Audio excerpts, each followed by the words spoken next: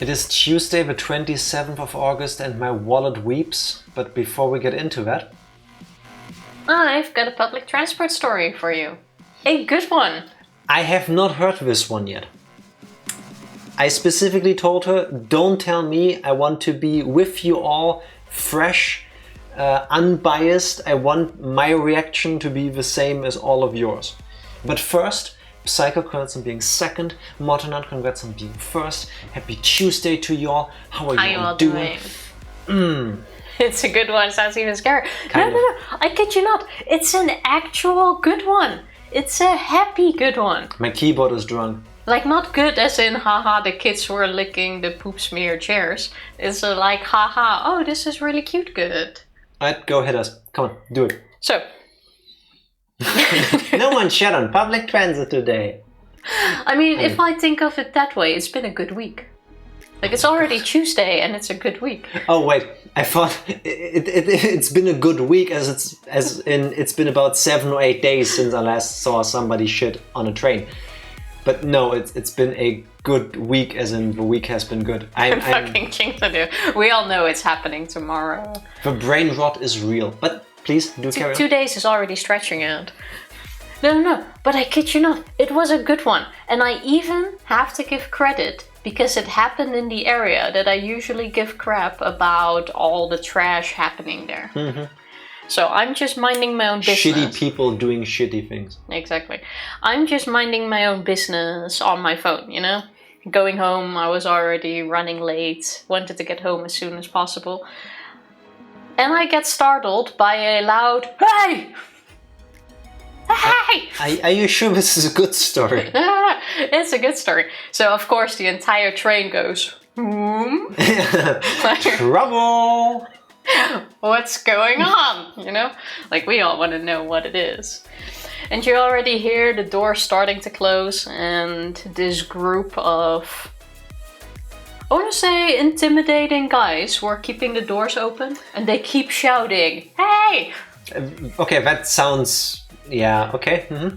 So we're all like, there's trouble. And like, on the platform outside, there was a group of drunk people standing. So my assumption was kind of, there's a fight happening. So you have intimidating looking guys doing stuff at a door and drunk looking people right in front of them at the station. Usually there's like a fist fight happening. Yeah, I just did the 1+1, like it has to be that. This is a good story. I'm also confused as of now. This is how I saw it in the moment, but the drunk people had nothing to do with it. Like, they just happened to be there. They just happened to be there. Okay. As usual, I suppose, looking confused as well. And while we're all trying to find out who they're shouting at, there's this guy who's walking a bit further away. You could see him at the second door, basically walking off, turning around, and they were shouting at him. And they were making this movement like, come back, and honestly it looked like they were starting a fight. Like they just had an argument and he's Holding open a off. closing train door to get somebody come back inside into the train so you can do a fist fight with them is... yeah, no, that's trouble. But the thing is, the only thing they were shouting was hey, and then doing the movement like to come back until someone started actually shouting. This took like 2 minutes or something to actually shout come back. And then we all noticed they were talking to this dude, and he's like looking all confused back. He's like, "Are they starting a fight with me?" And yeah, I would start walking faster. I would distance myself as much as I can before one of them gets out of a train and does whatever the reason is why they're yelling at me. Hey, Link, listen. Basically. That, but bulky, you know. So this dude, sensing trouble, is backing away, and he's like, "I ain't going back there." But then it turned out that he actually left the charger of his earphones. Oh, you know, the charging case. Those iPods. Yeah, the charging case. He had like this iPod case that he left in the train. Oh no. And they were trying to tell him that he has to come back to go get it. And it was like absolutely adorable. Until one lady then interfered and was like, "Hey, you forgot this." So he came back. And then everyone was like knocking on the windows to get his attention, even though at that point he already understood. The whole train banded together. Yes! That's and so it sweet. was so sweet. So then he came back and then he finally got his thingies, the door closed and we could move on. But I thought that was actually a good story. It started really confusing and we all thought there was shit happening and a fight starting. Like, even the drunk people started shouting at no one in particular. Yeah, they were just happy to be part of it. Yeah, I can imagine that, yeah. And I thought that was a good story, and for once I was like, this is nice. I'm with you here, Motonat. Maybe they should have used their words from the start instead of just shouting, hey, come back here. Yeah, maybe they should have gone with, hey, you dropped something. Or hey, is this yours? You know, something that inspires somebody to give a different type of reaction versus the angry, like, hey, not angry because of you, but because, you know, I don't know how this works in the rest of the world, but in Germany, when train doors want to close, they will want to close. Like if you have your arm or something in between, they will try to close, they'll squish you, not to like break anything, but they will try to get it shut. You actually had someone stand in front of open the door. Again. And these doors specifically, because people are idiots everywhere, I assume, if you hold them back, they will use more force because they assume something, you know, this ain't good and this isn't like the kind of pressure like if both doors hit something at the same time, like somebody has their arm in it or something. So they must have been struggling to keep the thing open. No, they were just blocking the doors with their backs. But regardless, I thought it was really nice. I mean, they said hey like 9 or 10 times. Maybe they didn't speak German. Oh, that could also have been. You know? So all they really knew how to convey the message was like to try to get the attention, like, hey. I mean, you know, you never know. They could be tourists. Like, what are they gonna yell? Like, yell in like, I don't know, French, and then he probably won't understand either. But it was just so funny to see, because the moment we realized who they were shouting with, you could see the doubt at that guy's eyes. Like he was looking, he's like backing away, like not turning his back to him. I don't feel like getting jumped by people today. No. He's like, I ain't coming back. Not today, Satan. But that's really sweet. I'm happy. I thought that was sweet too. Tifa said the truth for once. I know, right? I always tell the truth. Anyway. Sure you do. I wouldn't know, I've never tried. Good. I hope none of you ever have to try to force a train door open. I once took the train somewhere and I had my stuff in my backpack and I was standing with my like back to where the door closed behind me and I didn't realize, and my back got like pinched in by the door. And so I couldn't move. Sucks.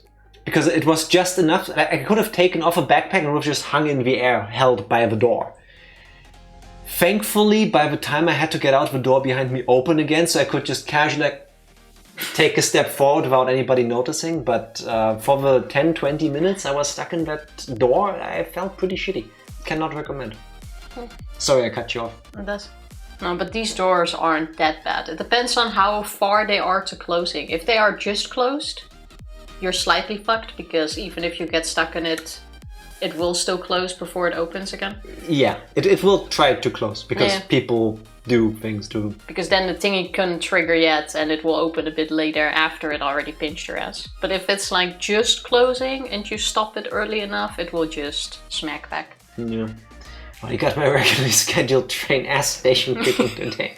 I'm good for a week. I know, right? I went through my allotment. And like with next week's, I've got my stamp card full, and then I'll get a free sub or something. So yeah, no, that works out beautifully.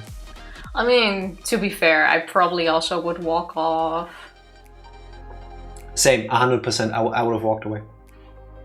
Probably. Yeah, it was really nice. I feel like everyone who actually did something, not me, because I was just watching, was banding together to get him his iPod case or whatever they're called back. His loading case. Is it called a loading case? Charging case, not loading. Charging. The ear thingy case. I thought it was sweet. The charging thing. The thing you put the things in so that the thing does the thing to the thing so you can listen to more things while you know. Yeah, exactly. It was worth the delay. And I felt, even though it's such a small thing, it was refreshing. That's very sweet. I like that story much more than, I watched two kids today lick the train seats. I mean, that was funny. Come on. That was funny. I will not forget them. It was more disgusting to me than funny. Yeah, I didn't love it. No. I did. I mean, I still remember it distinctively, you telling me the story, and I have pictures in my head from it, but no, I would have been good without. I want to say that happens quite often. I am curious, do I have to go to work tomorrow? Yes, I do. Yes, you do. Because I left my laptop at work anyway. On purpose, not that you forgot it. No, on purpose. Nobody yelled, hey, 19 times after. I do wonder if someone's gonna shit in the train now. Maybe I should keep like a checklist to see on which days it happens the most. It's not that bad. I must repeat this. 99% of cases, public transport is just fine. I had to actually go to work today physically, and on the way there, apart from a minor train delay, nothing happened. And on the way back, in the bus I took, nothing bad happened. The most horrible thing that happened on my entire trip back was one guy feeling very important and taking a phone call in the bus and doing it over loudspeaker. Oh, that is so annoying. Yeah, and I don't even know why it's that annoying, because if there's two people talking, then you go like, oh, it's fine, they're talking, you know. But if one is on loud or one is on the phone, then suddenly it's annoying. What is it? What is it with that? It was a really weird sensation because he somehow, I've never seen somebody do this before. He had earphones in, wireless ones, so he could hear the person on the other end in his ear, but he spoke loudly into his phone, like he was holding it in front of his face like this. And just based on what he said to the person on the phone, oh, I thought the conversation was on loudspeaker. Well, just one half. He was on loudspeaker, yeah, okay. As in, he was loud. Yeah, basically. I think if I would have stayed 2 minutes longer in the bus, I would have been able to do some smart like stock trades, because he was just handing out the internal information of a company's proceedings like it's free candy on Halloween. And which company was that? Was it positive or negative? I didn't catch that. It was about a really big contract and the people they have to deal with. And it had to be some sort of government agency that we're dealing with because the specific terms he used. I didn't get the company name. Sure. I was thinking to myself, do I tell him that we can all hear him and that this ain't good? But I didn't. I just figured... You know, if you have a conversation like that in the bus, you're aware. No, I don't think people actually realize. I mean, they should. But I don't think people actually realize that the things they're saying out loud can be heard by other people. Nah, I kind of doubt that. But I thought you meant that the dude on the phone, or like who he was talking with, was also on speaker. Because I do not know why, but I find that really annoying. Yes. Because sometimes you have people coming in a train, bus, or wherever you are, and they have their phone on speaker so that you can listen along to the conversation. On maximum volume. It's never just enough because like they're hard of hearing or something. It's always maximum volume so that the people 6 trains beyond you can still hear it. Yeah, but I don't get it. Why is that annoying? Because if it's 2 people talking, it's not annoying. No, but the moment one is on speaker, it's annoying. It's also annoying if they talk really loudly. If they talk really loudly, yes. But if you can just listen along to the conversation... But that's the thing, when they do that on speakerphone, it's not just normal conversational level, it's always like this! Yeah, fair, it's a tad bit louder. Yes. Loud enough that everybody notices. That everybody gives each other looks like, that guy, right? Sure. I mean, if you do that, at least make the conversation interesting, you know? Yeah, talk about your sex life or something. Yeah, I do like listening along to conversations. You hear a lot of fun things to pass the time with in the train. And I feel like the moment you have that conversation on public transport, it's open domain. Yeah, the weirdest conversation I ever overheard, and it's not that I like eavesdropped specifically, but it was loud enough, was a conversation somebody had. It was 2 girls. They were talking about a guy and his enormous schlong and her trouble walking the next day after they had spent some time together. I will leave it at that. She went into more detail. Loudly. And yeah, but I mean, then it's open for everyone. I felt like I was part of a conversation, even though I had not asked to be. Yeah. Yeah, I mean, you involve everyone. Does that mean you need to talk along? No. But can you listen along? Yes, because otherwise you wouldn't have it in a way that I can listen along in that spot. Yeah, fair enough. I think she didn't describe the guy's, like the rest of his look, but I think if I ever were to cross paths with him, I would recognize him, because based on her description, he moves like a tripod. Wait, how do you move like a tripod? Do we have a tripod here? Well, it's like he has an extra stilt that's hanging off of him. Like, you know, when you're walking with a crutch, except his is between his legs. Alright. Something like that. Imagine you're walking past a dude and he's wearing an elephant trunk. Sure, fine. Like I said, I didn't ask for details. She didn't give me more either. Sometimes it's always a shame when people are talking in a different language you don't understand on the train. When it seems like such an engaging conversation and you're like, oh, I wish I could. I wish I knew what they're saying. No. Like with some of those conversations, I really wish I knew. I'm perfectly happy with not knowing everything people are talking about. It doesn't feel necessary to me. It feels like a nice way of spending your time while waiting. Meh. As long as it's not about the weather or something. Quick! Y'all can be proud of me. I did something amazing today. Completely out of character, but still, Tifa has praised me for it already. Talking about things on the way. It is praiseworthy. The other day, I went to the grocery store with Tifa. And I saw this type of cake that I love. They had one in the deep freeze food section. And it was super cheap and it looked delicious and I wanted to buy it. So I checked the ingredients. And based on the ingredients, I didn't know if it was suitable for vegetarians. So I didn't end up buying it. But I was sad, because the cake looked amazing and I wanted it. Zipfkuchen. Exactly. If you ever get the chance, eat that stuff. It's like a cheesecake, but the dough has like cocoa powder in it. And usually some like sprinkled dough It looks on top like a of cow it. cake. Yeah, a little bit. It's delicious. It's simple but delicious. So today, on my way to work, I thought about it, and then I googled the company name, and then I tried to find like the details online, like can I eat this? And they didn't list the specifics to tell me whether it's suitable for vegetarians or not. But I found out which company makes them for the store, because they do list that. And when I reached out to their customer service on my way to work, shot them an email, like, hey, blah, blah, blah, can I eat this? Like, I was super friendly. Within 2 hours, I got a reply confirming that I can eat it. And then I was thinking, like, I'm gonna be super cute, so I replied, dear Miss Customer Service Person, thank you so much, this makes me super happy. Now on my way back, I'm gonna go buy one already to celebrate this. Bye, thank you, have a nice day. You didn't buy the cake. I didn't yet, no. I didn't mean to lie to her, though. I just didn't get the chance to yet, because it's from the like frozen food section. If I buy the cake, I have to eat the whole damn thing. You can't refreeze it. I mean, you can, but you shouldn't. But the fact that you reached out, that was already a very big step for you, because Jack is the, if I cannot see it... If it's not labeled, then fuck him.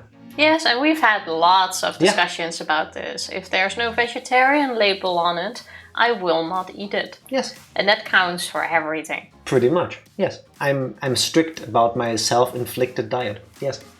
Yes, but it doesn't make it a bit hard, like with pickles. If it says brandessig, what's brandessig? Vinegar is not necessarily vegetarian or even vegan. So if there's a product that has vinegar in it, I'm iffy about it and I check if it's labeled. Yes. And if it doesn't have a label, we then don't I don't buy eat it. That's why I have to eat the expensive pickles. Vinegar, yes. Vinegar, just like wine or fruit juices, normally used to be cleared with gelatin. That's the thing. It makes it hard, because do you know how many things have vinegar in it? And Tons. not necessarily labeled. So every tons. single time I see something, I'm go like, oh, this one is good and it's the cheapest option. We'll and get then it. Jack drops by and is like, nope, not labeled. And we need to buy the thing that's 3 times as expensive because it has a label on it. Yeah. But you're usually the, like you said, if it's not labeled, I won't eat it. But if I don't see it, I won't ask. Stuff like that. So this was a really big step and actually does prefer... Yes. Actually does deserve recognition. I've grown as a person today. Good job. Actually writing email to ask if a cake is vegetarian. Yes. Yeah, I mean, you know, I chose this life. I might as well actually do it. Kudos for sticking to your principles. Thank you very much. And kudos to the lady who replied to me almost instantaneously. Like within 2 hours to a request like this, where she, I assume, because it's not labeled, like I said, so she probably had to reach out to like their like buying department, like, hey, what ingredients are we buying? Are they specifically labeled? Amazing. She was probably like, there's no meat in cake. Yes, it's vegetarian. No. Okay, unnecessary details nobody cares for, but to disprove Tifa. No, she's I'm just making a joke. I don't care. No, now it's time for over-explaining. She specifically listed the one ingredient that could be problematic and specifically stated, no, it's from plant sources, so you're fine. Specifically that one thing that was problematic. That is actually impressive, because we have asked at bakeries, usually me, like when Jack was like, no, I don't know if I can eat it, and I'm like, I'm gonna ask, and they're like, oh, they don't know anyway, and I'm like, I'm gonna ask for you, and it's like, no, don't, I'm not gonna eat it. I'm like, I'm going to ask, and then I ask, and then 90% of all cases. Please allow me to, because I love it. You've got this person standing at the bakery, and then Tifa, despite me telling her, please don't, it's a waste of time, she goes up to the nice person. You never know, really. And she goes, hey, can you tell me if... You said no vinegar! Basically. No, but even simpler, you know, it's like a pie with like a cream filling. So Tifa goes there and goes, hey, can you tell me if this cake is suitable for vegetarians? And then 99% of the cases, this is unfortunately true, everybody says and does the same thing. They look at her like, there's no meat in cake. You idiot. Basically, like, what is this for? So I'm like, okay, so there's also no gelatin in there. Like, yes, there is. Of course there is. How do you think we keep the cream to stay so, like, in shape? Okay, you know what? Never mind. Awesome. Did you know that gelatin is not suitable for vegetarians? No, you didn't, and you don't care, and it shows. Next. Yes, basically that. No, seriously, the line, there is no meat in cake, especially the cake part, is like a 90% chance of getting that back. Once she's been laughed at, like, there's no meat in this cake. That would be ridiculous. No. The guy who laughed was at the sandwich shop in the Netherlands. Oh, that guy where was they a didn't label, prick. where they didn't label the sandwiches, and I asked if the cheese is suitable for vegetarians. There is no cheese that's suitable for vegetarians. Such a thing does not exist. Are you a moron for even asking? He didn't say moron, he said something similar. Like, he was the most condescending prick you can imagine. And I loved that cafe. I've been there so many times. So good. Their products are divine. But if you treat my fiance like shit for asking you a simple question, fuck you, you're not gonna get my money. I have walked circles around that place since then. Not even buying coffee there anymore. The biggest problem with that is there are a lot of people saying they're vegetarian, which is completely fine, but they just don't eat meat. They just don't eat meat, exactly, but they don't really care about the, let's say, byproducts that happen with it, like gelatin, cheese, which is made in, what's the English word? Nobody needs the details. No, I think you do, because a lot of people do not... Animal rennet. A lot of people don't know that cheese is actually a product that can or cannot be vegetarian, so I think that is something worth mentioning. So a lot of people don't really care about the byproducts. And do you know how often I have this discussion? Isn't that the difference between vegetarian and vegan? Not quite. Vegan is no animal products at all. Vegetarian is all animal products that the animal didn't need to die for. So I do eat honey, I do eat eggs, I do drink milk. It's just that if you needed to kill the animal, then I won't touch it. And to make cheese, an animal has died. Not necessarily just to make cheese, because the animal rennet is a byproduct of It's an enzyme living in a calf's stomach. No. But it's still something... Things you didn't ask for, but now you know anyway. It's still something an animal died for, and therefore Jack isn't eating it. I'm not vegetarian. I'm more flexitarian, I believe the term is. But that's... You're too lazy to cook for yourself. So because I'm a vegetarian, we usually eat vegetarian. I mean, I always do. You usually do. Yeah, I eat meat like once a month, I want to say, on average. Yeah. But that's besides the point. I do try to pay attention to it for you. Enzymes are usually artificial now, but I'm not 100% sure. That's the wonderful thing. That's why I always check the ingredients. If there's different terms. There's animal rennet and like rennet replacement or microbial rennet. Oh, yeah, if it's animal rennet or just rennet, it's not vegetarian. If it says something else, then I can't eat it. But that's why ever since I actually started paying attention to this, I'm the guy that stands in the cheese section and picks up cheeses and actually checks the ingredients. And then people look at me like, it's cheese. I'm like, yeah, I know. That's why I'm looking at it, but I'm looking for something in particular. Especially the packages with like the pre-sliced cheese all have a label on it nowadays. I gotta say, most companies, most supermarkets over here over the last 10 years have really upped their game. As in, normally, every supermarket has started labeling their stuff on the front, like clearly visible. Vegetarian, vegan, whatever. Which is really nice because then I don't need to stand there with my phone like, I need to look up 15 ingredients, honey, can you wait for me? Because I don't know everything myself either. We have stood in the supermarket like that. But where was I going with that? Oh yeah, but a lot of vegetarians don't really care about the byproducts and like you said, just don't eat meat. So they will eat cheese no matter what it is. They will eat cake, gelatin, stuff like that. But that's, I think, also why there's a lot of, there's no meat in cake. Yeah, because the assumption is just no meat. No, I get it. And there's no hidden steak in this cupcake. Like, that's not a surprise, that's in here. You know it's a medium tomahawk steak we put into your cake pop. You know, it's just very thinly sliced. It will just melt in your mouth. You won't even know it's there, but it really adds to the flavor. It sounds disgusting. Like, I do get the situation, but I also feel like the... I'm trying to help you because usually after like 2 hours or so you go like, oh, my neck hurts, but you sit there like this with your elbows on the armchairs and then it's like, I wonder why, this made my neck hurt already. Oh, ground beef icing, basically. Yeah. Sit like a human. Psycho-redeemed Tifa, sit like a human. Mwah. Thank you. Thank you very much. So yeah, I'm not even sure how we got to this topic, but Her stomach agrees. I had dinner half an hour before stream, sorry, so there might be... Digestive sounds. Digestive sounds sometimes. That's suggestive. Digestive. Welcome to the human body with Tifa. Yeah, I was home late today. That's true. I'm very proud of you for not staying in even later. No, that wasn't necessary. My last meeting was supposed to end at 4, but it... Took until 5. Took until 5, and then I still had to run home. It took forever. Do you mean you still had to run home? You had to run home. You act like, when I still had to go home to Jack. No, but if I was working from home, I would have already been home, and then that transition time would have been gone. Again, more you issues. But I'm happy you made it. I'm happy you're here. I guess. In the beginning of the stream, I said my wall is crying.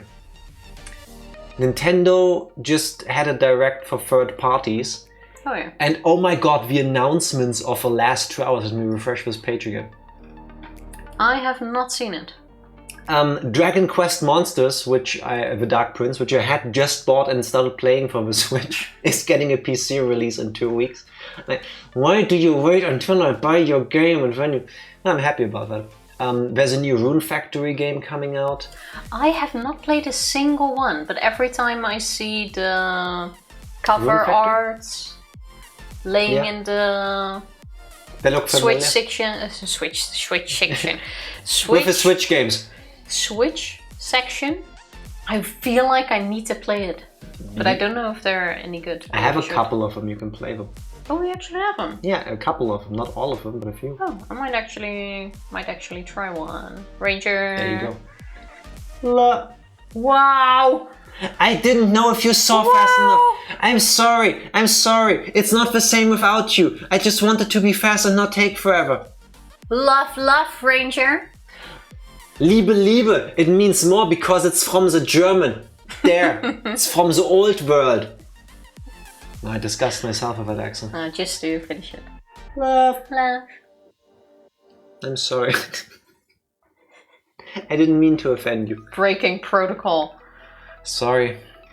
For everybody that loved the My Sims games, they're getting a port to the Switch. I've never played those, I don't care. Tales of Grace's F, which had also been stuck on old dead consoles, get a remaster. More Castlevania games getting a re-release. Suikoden 1 and 2 finally have a release date announced, March.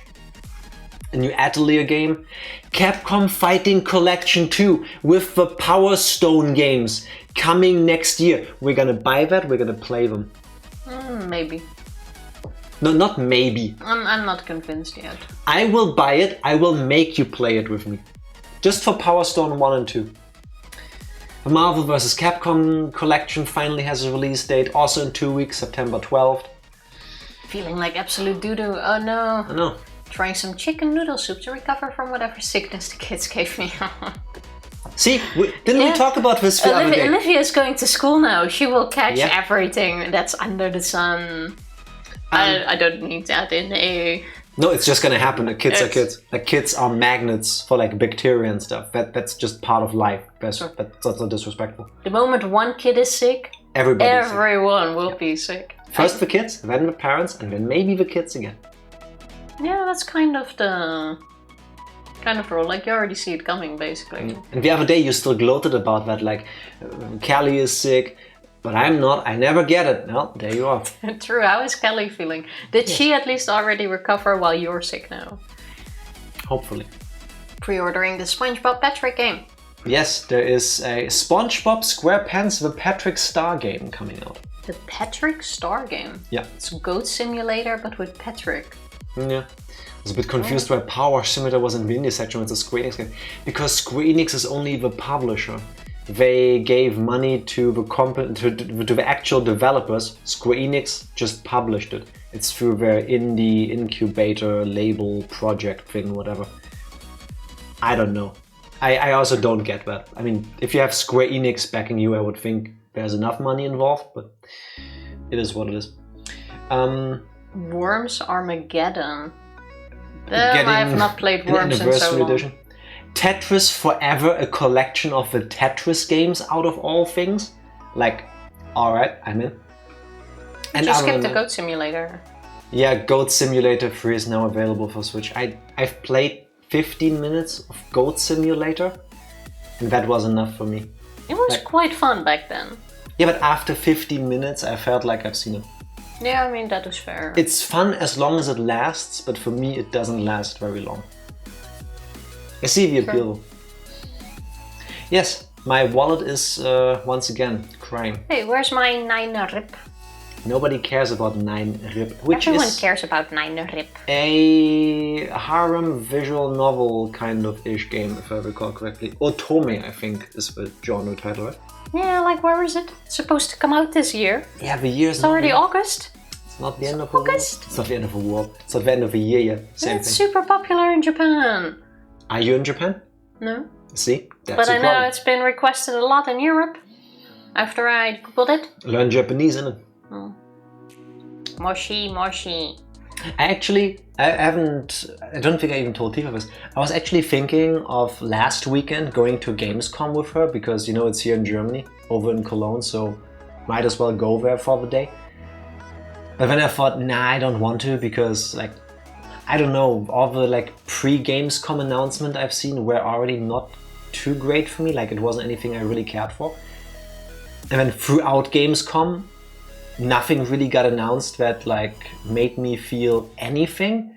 And then now that it's over, Nintendo does their third-party direct thing, and suddenly I'm like, yeah, no, I'm spending money again. I'm okay with it. I don't know, I wish that like some of these announcements would have been during Gamescom to give that more of a spotlight, more oomph. Yeah, but Nintendo got a Nintendo. It is how it is. Kelly's not too great either. She had to fly to and from Texas for work this weekend. She said she was crying from the pressure conditioner. That is if your nose is blocked, worst. That is the worst. That can hurt like a bitch. I once started crying like a little kid in the airplane because I didn't know I had a sinus infection. Like, I didn't have any symptoms, but clearly I was inflamed and like congested somewhere in my skull. and we got to like travel height, and I cannot explain it other way. It felt like my skull was going to burst open like alien movie style. It was the single worst pain I ever experienced. Tifa was looking at me like, what's wrong? I'm like, I don't know. I think I need to ask for like emergency medical assistance in a moment because I don't know what this is. I think I'm dying or something. Until I realized, no, it was the pressure just like pressing everything everywhere and like, give her a hug from us. When you feel better, not before. I even remember not being all too helpful there because I thought you were just men dying, to be honest. Understandable. I remember Understandable. that. Yeah. But you feel like you're dying when you have a cold. Yeah, I'm the worst person when it comes to feeling crappy. I get real bad. That's why we don't stream when I'm not doing 100%. I feel kind of bad about that still. No, you don't have to. I fully get why you did that. And hey, if I really felt like I needed to call for help, I could have. Like nothing stopped me, except for myself. But yeah, I hope you all feel better soon. Yes, please. Did you summon Satan to the end of the world? Not in Goat Simulator, I don't think. I think that's a thing you can do, but I never did that. What's actually the difference between Goat Simulator 1, 2 and 3? The number. Different map too? I don't know. I would think so. I would think. don't. Also, there is no 2. It's Goat Simulator and Goat Simulator 3. What, really? Yeah.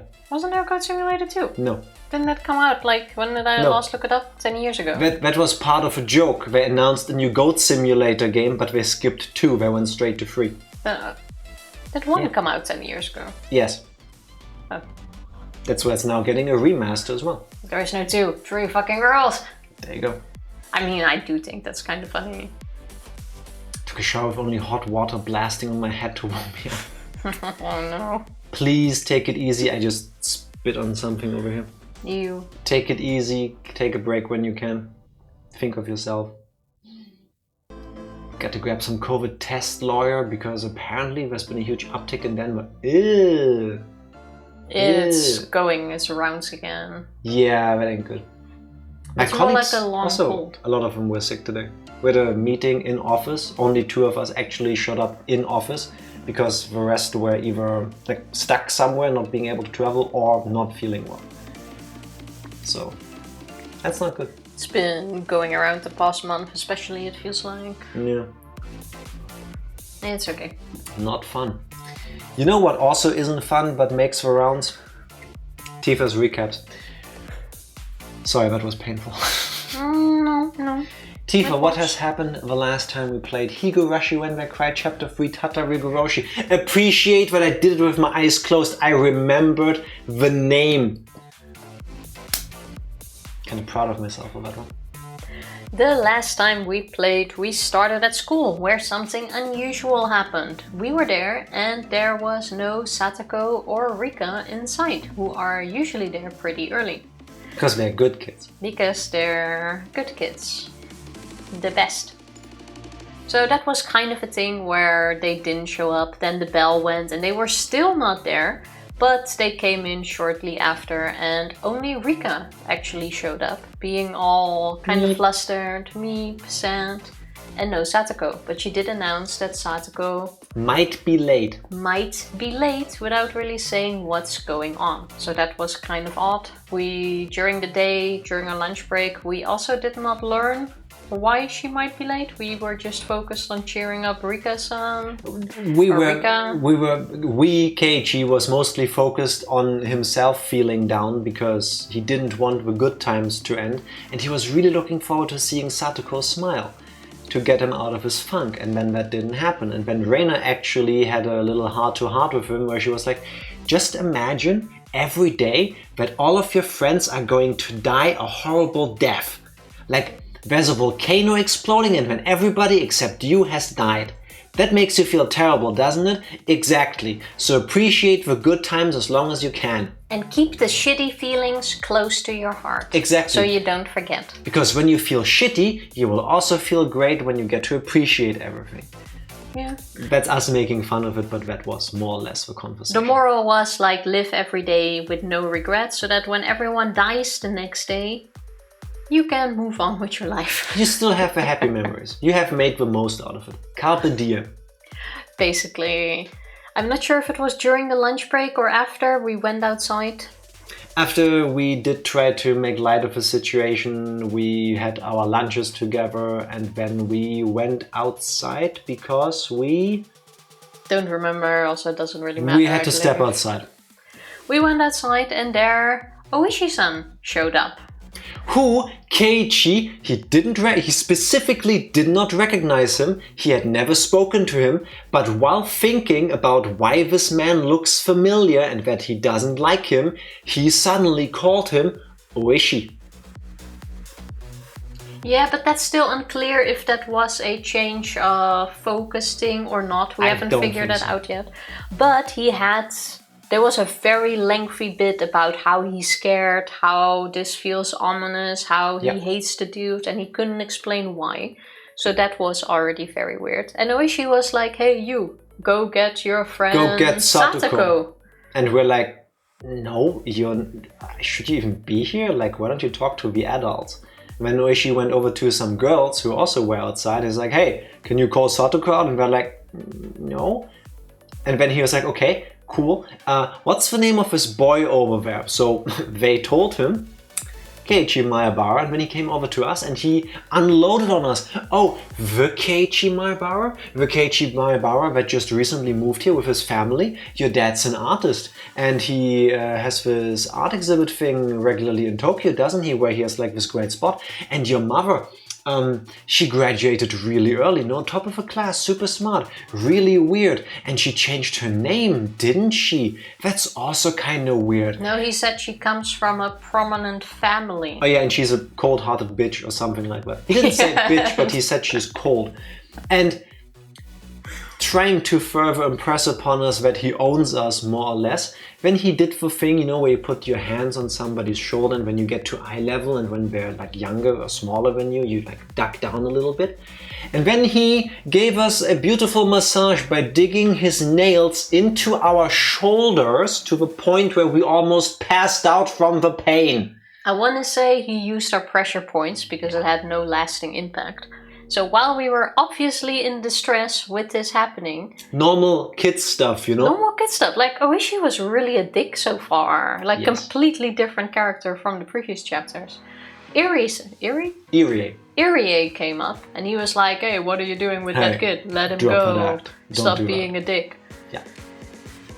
And eventually he convinced him. Ooishi also wants to talk to Irie and he was like, oh yeah, come back when you have a warrant. Yeah, come back when you get the paperwork. Then I'll talk to you. In the end, Ooishi let go. He left after finding out that Satoko was not at the school.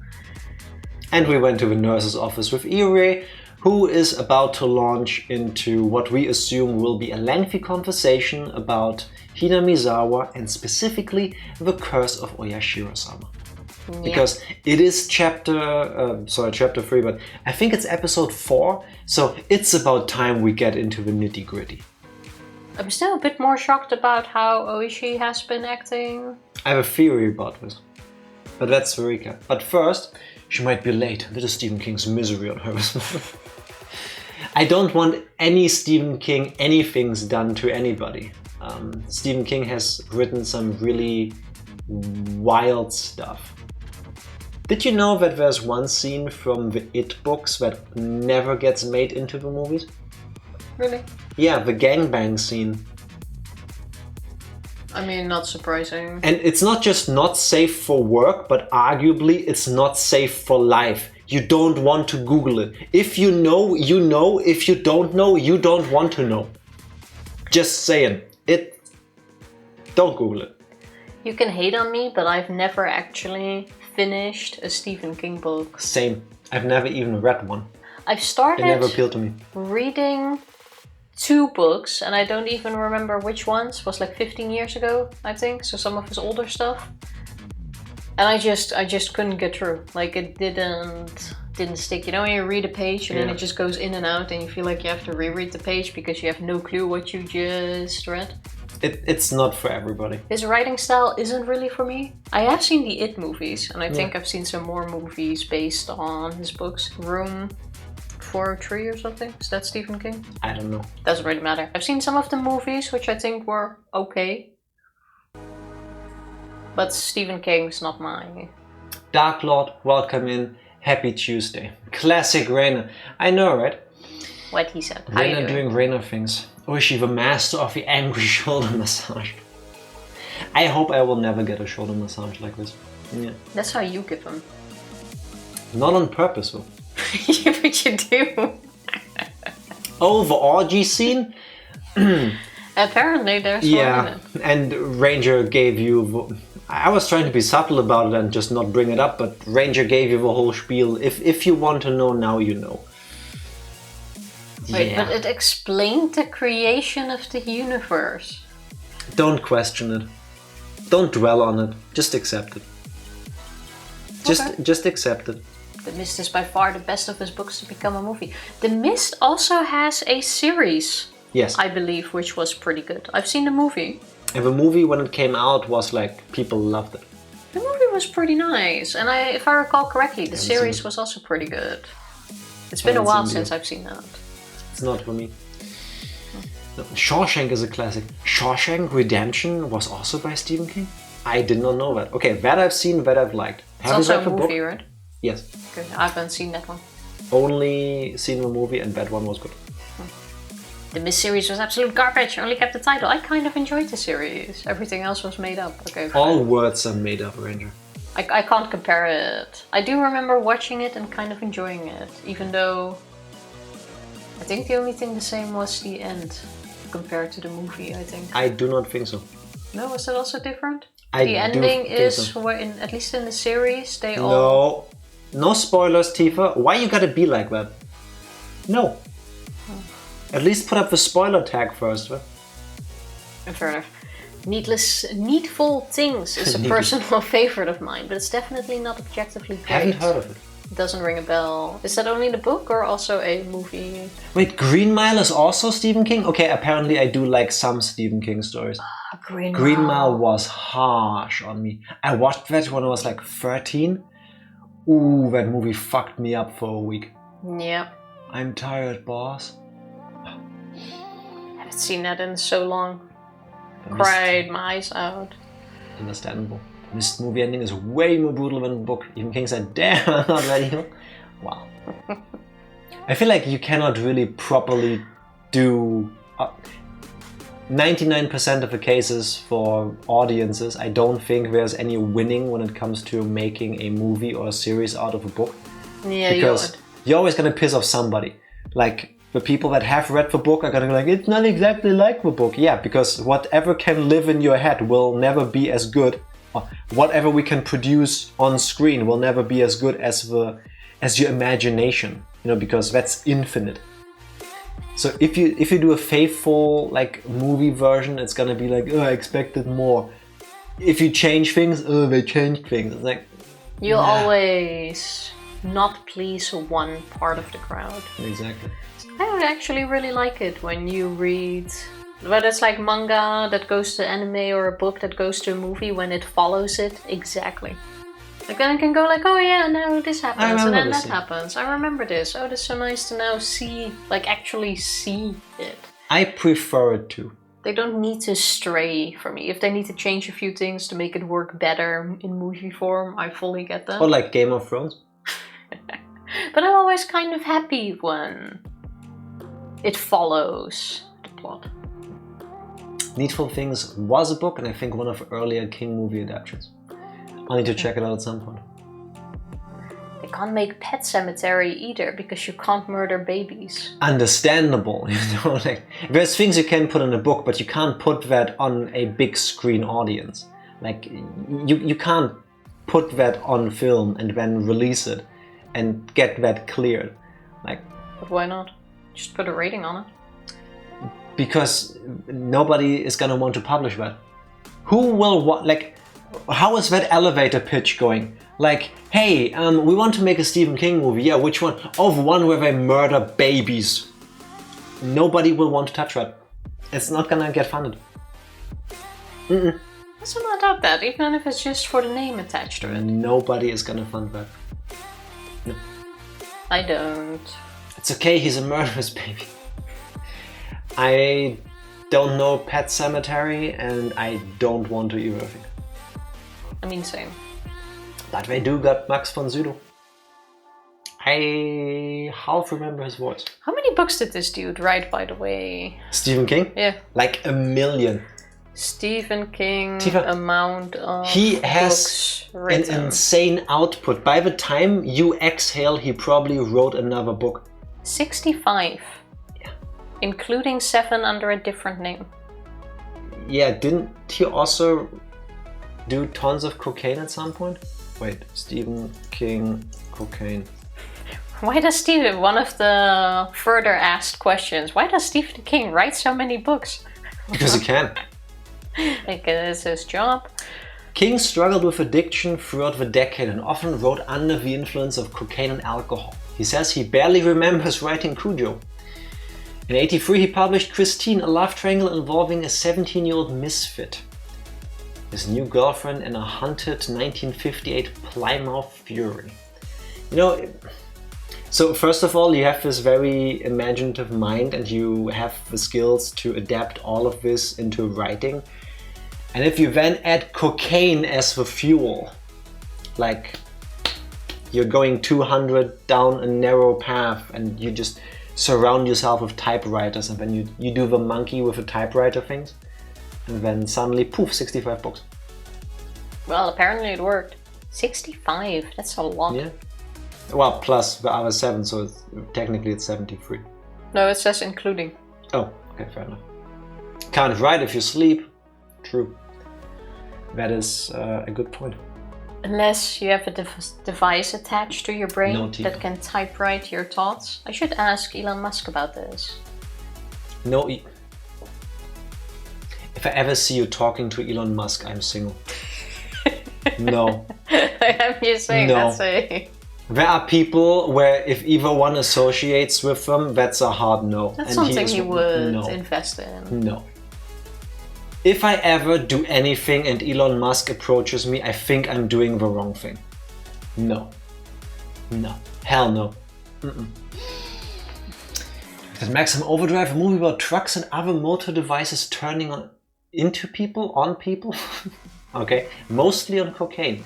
Yeah, I mean... Isn't that a lot in the movie world as well, though? I mean, I'm not really shocked about anyone who's worldwide popular to turn to drugs. That seems... I just wish they didn't. I mean, yeah, but it can be kind of understandable, I guess. You know what's my drug of choice? Higurashi. Tifa, are you ready? Go for it. What's with his unenthusiastic answer? Are you ready for Higurashi? I'm asking you. Yeah!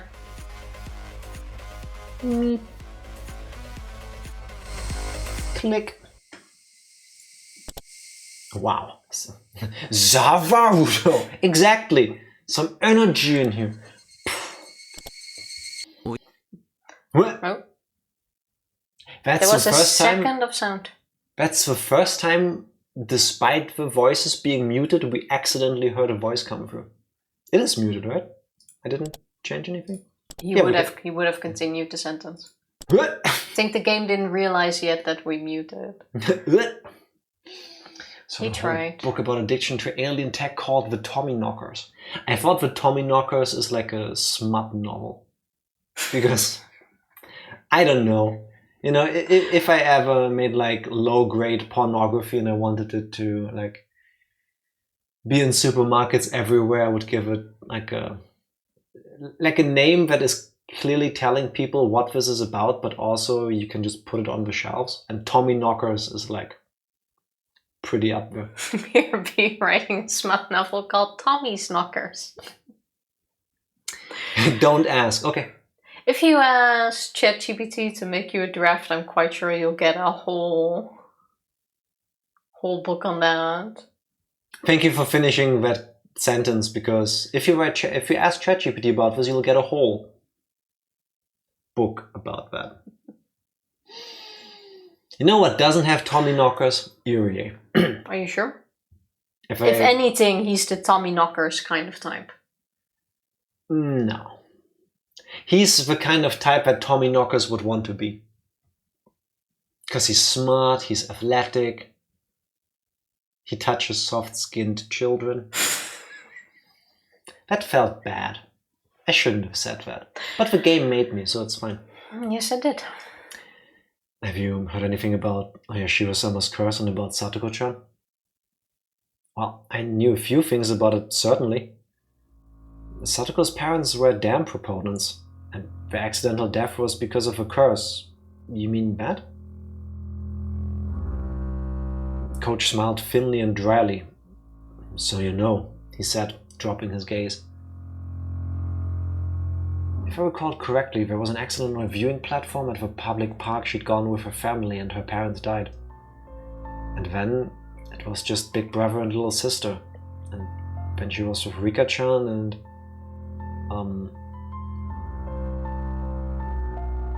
A public park, Yes. viewing platform, so Yes. I'm guessing it was slightly up a mountain. Yes. Do you think it's the mountain where she lays all those traps? People are saying, oh, it's dangerous, you shouldn't go up there, but why is that mountain more dangerous compared to the other mountain? Is Possibly. it because they died there? And then Satoko started building traps on that mountain to keep other people from going up there? Oh my god, that would be kind of poetic and sweet. That kind of seems like a Yeah, I could see that. connection, because why that particular mountain? Have they mentioned why?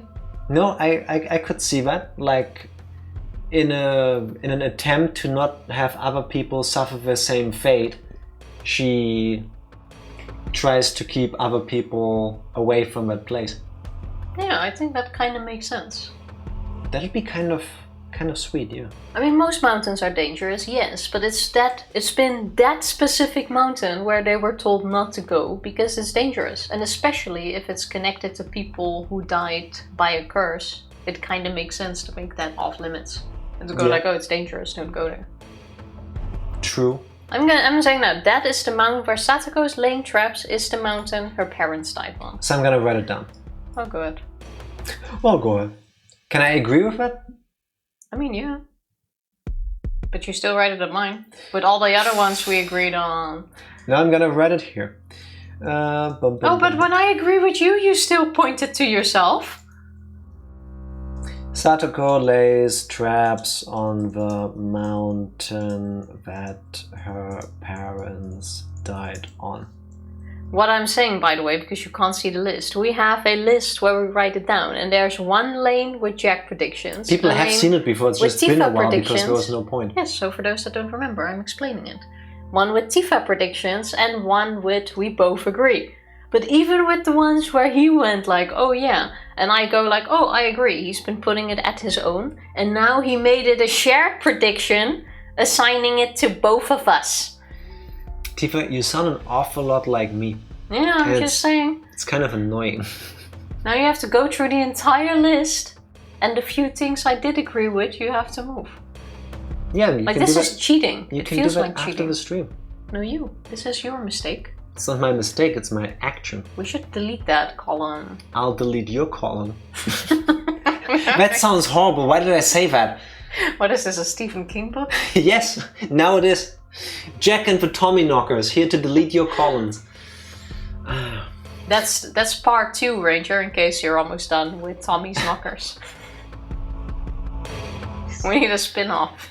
Oh my god. The way is shut is kept by those who are dead. Basically. It's not from Lord of the Rings.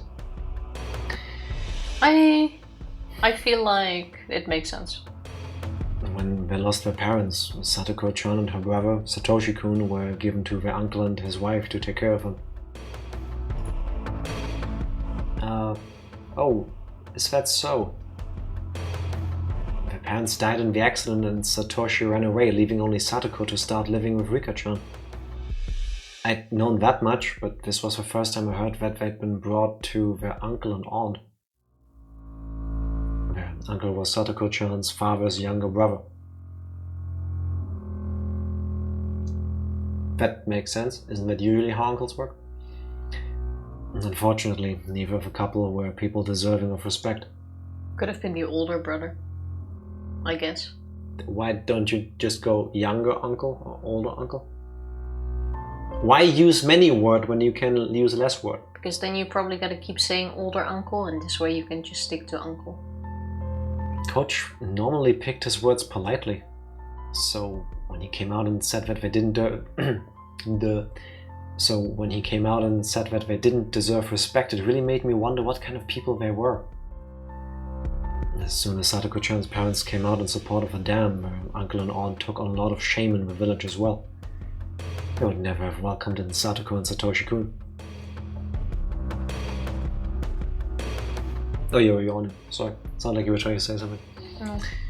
It was just to specify the exact relation. Yeah, but like we said last time, sometimes the sentence structure in this chapter particularly throws me off. That actually made sense, but... I'll get over it. You're trying to see things in it. I guess. I've heard that for the siblings it was a very rough life. The screen agrees by cracking. Bit by bit, Coach told me about the numerous agonies the Hojo siblings had suffered at their uncle's house. As the guardians, their aunt and uncle sucked up everything belonging to their immediate family. Satoko and Satoshi were crammed into a small room, and their lives were laden with things that were miserable both for their bodies and minds. I don't think so, Tifa, but you also say ladle instead of ladle. Yeah, exactly, it's the same word. No, it's not. So it's Latin. No, Tifa, I think Latin is that old dead language they tell you if you go to school in the south of the USA. No, we already had this discussion. I stick to my point. You know, when you go to one of them fancy schools down in the south, they don't teach you Latin, they teach you Latin. No? No, but nice try. I'm sorry, that was majestic. You just didn't get along with my joke. Beautiful. Oh, beautiful. Oh, sorry. It was beautiful. Bless your heart, Tifa. Better? No. In the first place, since apparently their aunt and uncle weren't on good terms, there was no end to their fighting. And as if in revenge for that, whenever they saw Satoko or Satoshi's face, they would always find fault with them, scold them, yell at them, strike them, and take away meals as punishment. No wonder Satoshi ran away then. You know, that makes sense. Not really, because he doesn't seem like the type to just leave Satoko behind. Okay, assuming that he did actually run away, I understand why he would. He probably got killed by the... Satoshi got killed by the uncle and aunt. Write it down. No? Yeah, use your words. Yeah. Say that then. Satoshi got killed. Got killed by Teppei. Happy? Yes, much happier. The South has so many great schools, beautiful, huge schools, many people are saying. Something like that. Yukishio-7 used to be a social worker before he wrote visual novels. It shows. I'm still a shudder to think about it. You've never known any Satoko, but the energetic and healthy one now.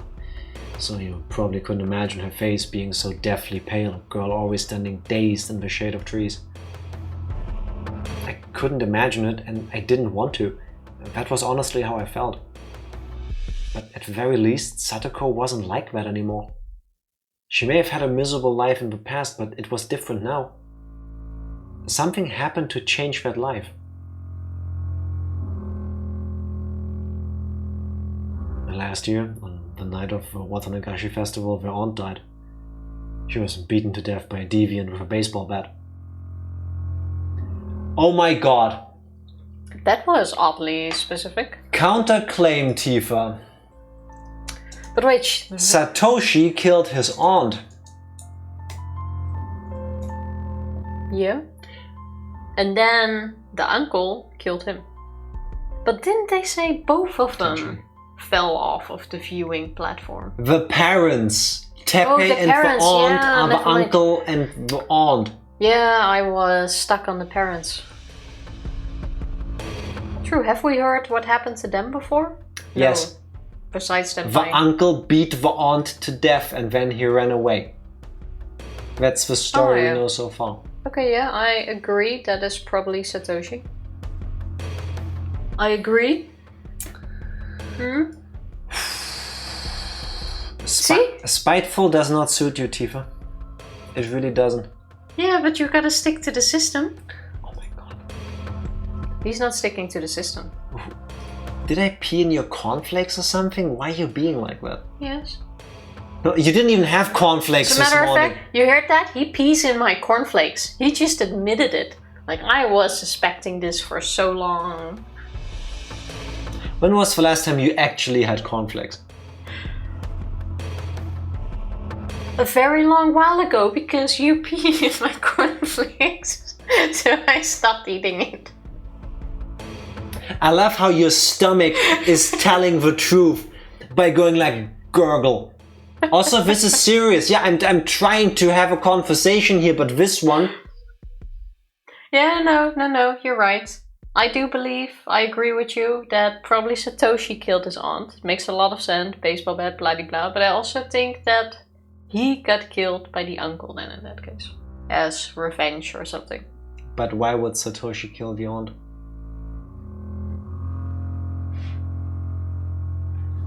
Use your words. There's a lot of reason just said with how they've been treating them.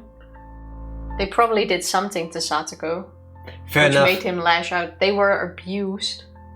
I mean, Iria just said both of them abused them. We don't know who did what exactly. Plus, you know, if you're being put in this situation and when you, I guess, get the chance to lash out and that's like the one thing on your mind, I don't think you'll be like, nah, I want to take it out on him. You know, it's not good, but I guess I can understand it. Rumors spread of a curse having killed an enemy of a village on the night of a festival. This death wasn't a simple homicide either. They whispered that it was actually Oyashiro-sama's curse. A few days later, the deviant arrested for drug use confessed to further offenses and the incident was resolved. However, though it was resolved, no one knew whether the part about it being Oyashiro-sama's curse was true or not. I feel like the drug use there is important. Drugs keep coming back. Yeah. Especially with them having a type of drug that makes you go so insane you might end up killing yourself. Yeah. Was it that type of drug or are we just talking about general drug use here? Their uncle is part of Hinamizawa after all. He apparently grew incredibly frightened of Oyashiro-sama's curse and went into hiding. From what I've heard, he's staying with an intimate lady friend somewhere in Okinomiya. And Satoko and Satoshi? Were they released? Their aunt died and their uncle fled. There was to know where they left the torment with siblings then, but as if picking up the torch, that man started showing up with alarming tenacity. Ooishi. That man. Then Coach lowered his voice just a bit as if being aware of his surroundings. I mean Ooishi. Could it be that Ooishi just showed up more after that because, you know, Ooishi, like in the first 2 chapters, was trying to investigate all that is happening? Also, I was thinking, because earlier I said, why is that Ooishi is acting even more like an asshole in this chapter? I have this dumb feeling that despite every chapter being a similar but altogether different story here in Hinamizawa,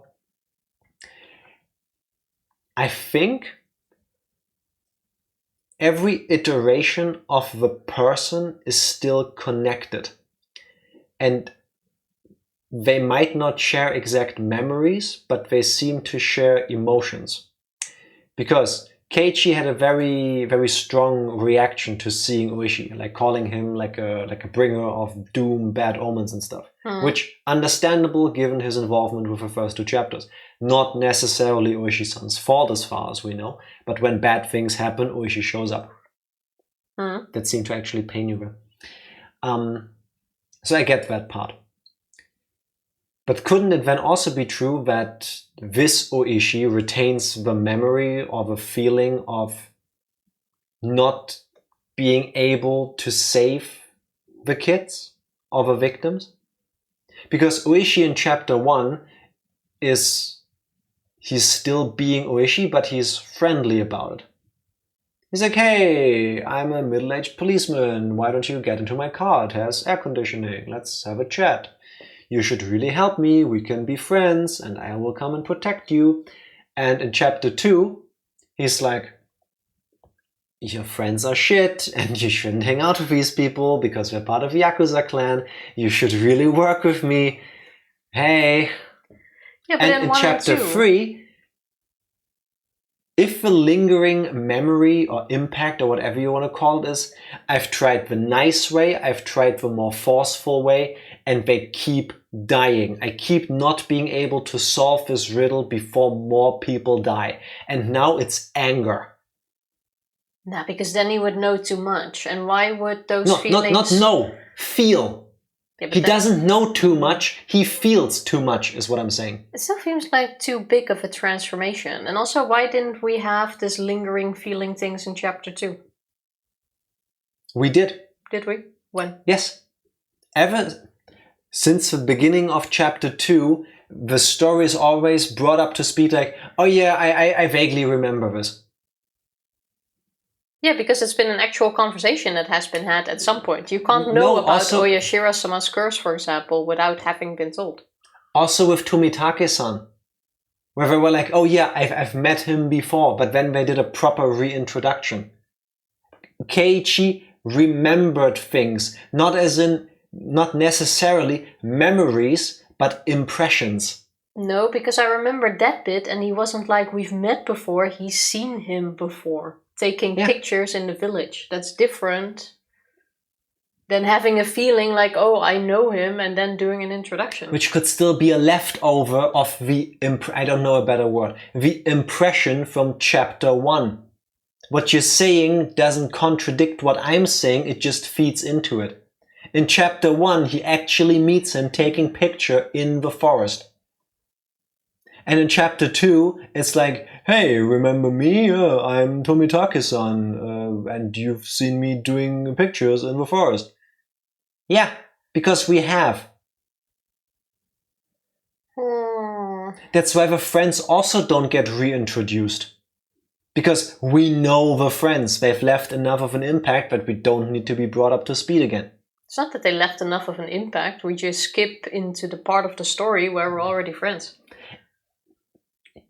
Potentially, yes, but if I want to explain my theory that events linger, they have like this rippling effect through the different iterations of the characters, then that would explain that. I'm not saying there aren't other reasons why that can happen, but it would explain what I'm saying. It could be, but I still think Ooishi's transformation is too big of a leap then compared to the rest. It's a logical next step. I've tried to talk my way in, I've tried to be more forceful, it doesn't work.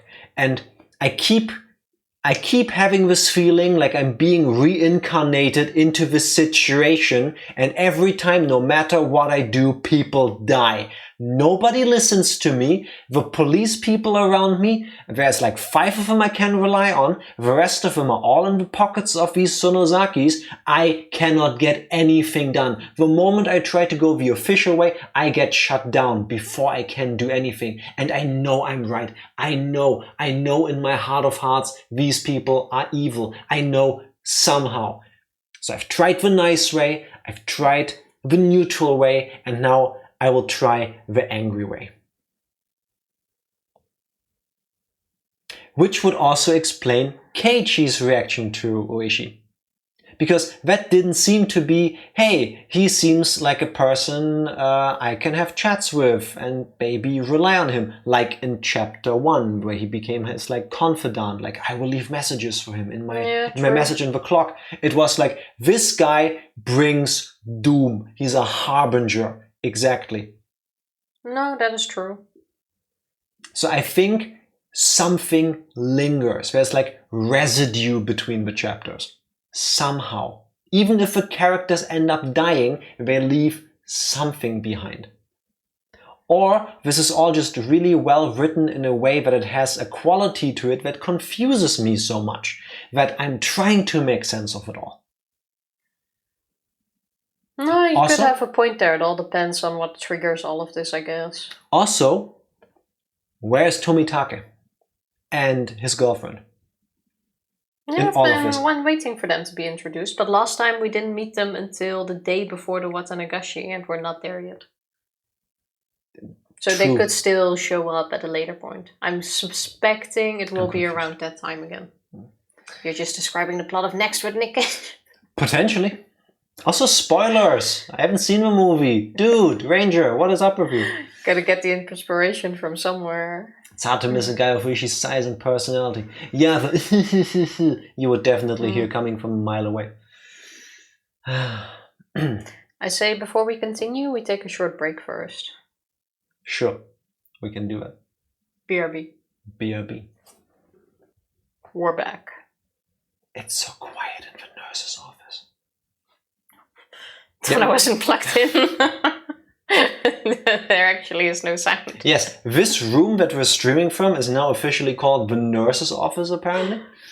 But do you know how often I'm not plugged in? Then you go like, oh, what eerie sound. Eerie sound. I do actually know, because I try to make fun of you every single time, because you would think you would realize that you don't hear anything for a while. No, the background music a lot of the times just blends in. It just lives in your head, so you hear it anyway. No, I just don't. But it's like same if I listen to music at work, I will not hear the music. I can't listen to music at work. I do not know. Like at some point you just don't hear it. Meanwhile, Ooishi, the guy from before, the events that just occurred came back to me. The hard to describe ominous sensation I had felt from him came back to me. He's a little strange. The chain of incidents surrounding Oyashiro-sama's curse have all been solved, and yet he alone doesn't want to accept that. And this is the part where I'm beginning to think Irie is not necessarily the good guy. I think he is very much part of Hinamizawa. With the whole, the chain of incidents have all been solved. Like, there is no problem here. None whatsoever. Yes, but it could just be a, hey, stop being annoying because this is officially solved. We have an answer. And now you're bugging everyone. Or it's the, hey, it's solved. Leave everyone alone sort of creepy vibe. Nah, I think Irie is gonna be the plot twist character where it seems like he's he comes to you, for you in your time of need and gets you out of shit. But in the end, he's gonna be one of the people that backstabs you. Like, I would assume that if Teppei dies throughout the course of chapter 3, Irie kills him. Because he wants to protect Satoko. Wouldn't be a shocking outcome, no. Accepted. The incidents were all solved and the detective supposedly... And a detective. I think the sentence keeps going with. The incidents were all solved and a detective supposedly with a police department didn't accept that. And people say that something bad will surely happen to those he gets close to. And Hinamizawa, they think Ooishi is Oyashiro-sama's. Haven't I said that before? That Ooishi is Oyashiro-sama's... Wait, close this. I want to scroll over here. No, you... Wait, there. Down. Ooishi is 13, I believe. No, there. 12. Oh no, Ooishi is Shion's grandmother. Shimon. You wrote down Shmion's. I was reading it out. Because at the time when I wrote that down, Shion and Mion might as well have been the same person. Yeah. Have I said that, or I didn't seem to have written it down? You have said Keiichi is Oyashiro-sama. Actually, have you said that? No. Yeah, and if I now say Ooishi could be Oyashiro-sama, then you'll say, no, everybody can be Oyashiro-sama. No, I don't actually think you said Keiichi is Oyashiro-sama. I actually wrote it down. We just talked about it. Oh. Yeah. Jack's definitely said that before. Okay, then I take it back. 100%. Wait, let's reread. Has there been anyone who you haven't said is oyashiro-sama? It might be faster to go through the list. Yes, Tifa, I've said specifically I don't think you are oyashiro-sama, though right now, today, I feel kind of cursed by you. Earlier when we were talking about Ooishi and you started talking about something and I really thought you were going to say that Ooishi is Satoshi. What if Jack is oyashiro-sama? No, I would not go anywhere near these things. Nah. But if... Hell no. If Ooishi is oyashiro-sama, they would like the dude. No, they wouldn't. Why not? Because if what we learned in chapter 2 is real, or is the truth, who knows what's real anymore, then the people living in Hinamizawa now wouldn't necessarily revere oyashiro-sama. Because the oyashiro-sama, as described by heir to the throne Mion, was actually a being, a person, whatever, that mediated between the demons and the humans, and then left. She said something like, oyashiro-sama wouldn't live here.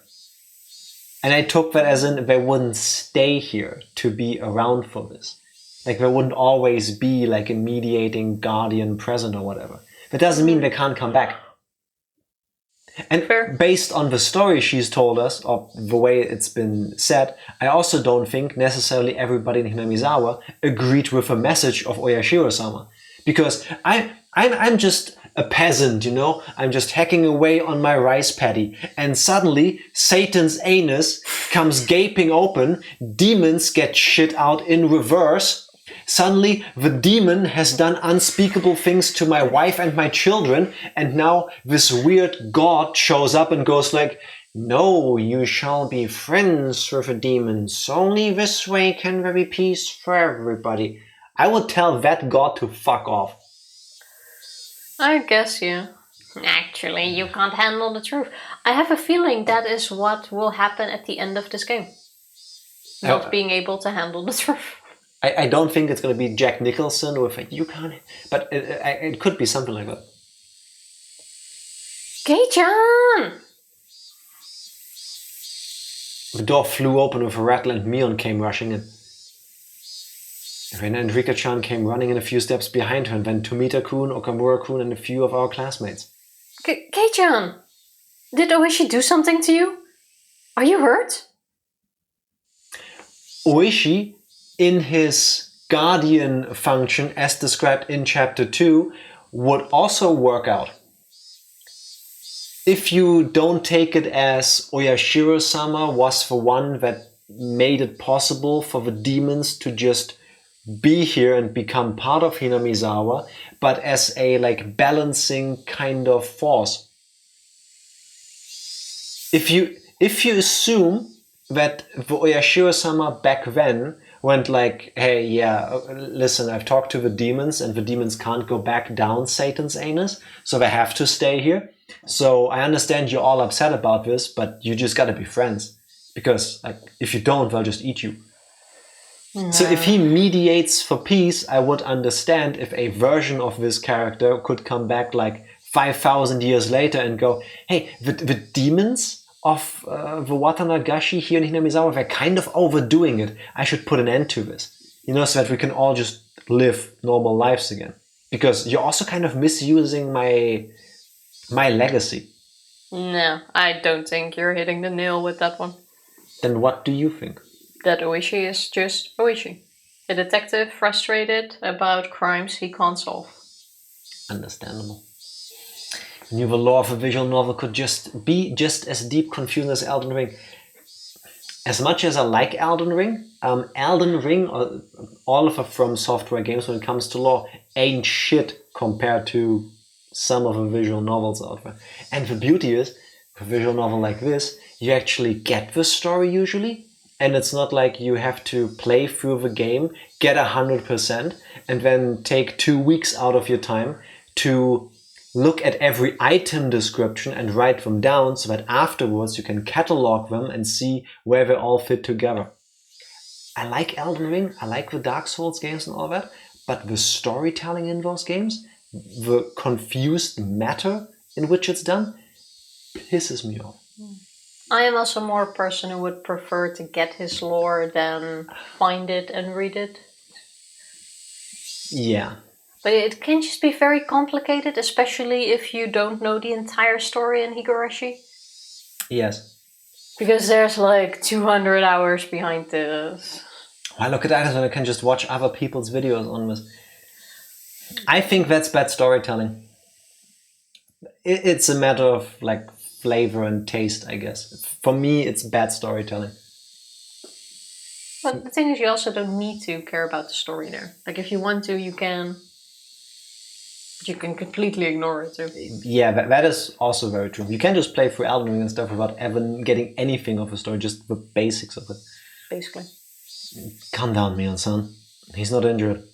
I only gave him a compress just in case. Keiichi-kun, are you really okay? Okay? Everyone was saying stuff about how you were being strangled. It's kind of the same. My shoulders were being strangled. Calm down, Reina.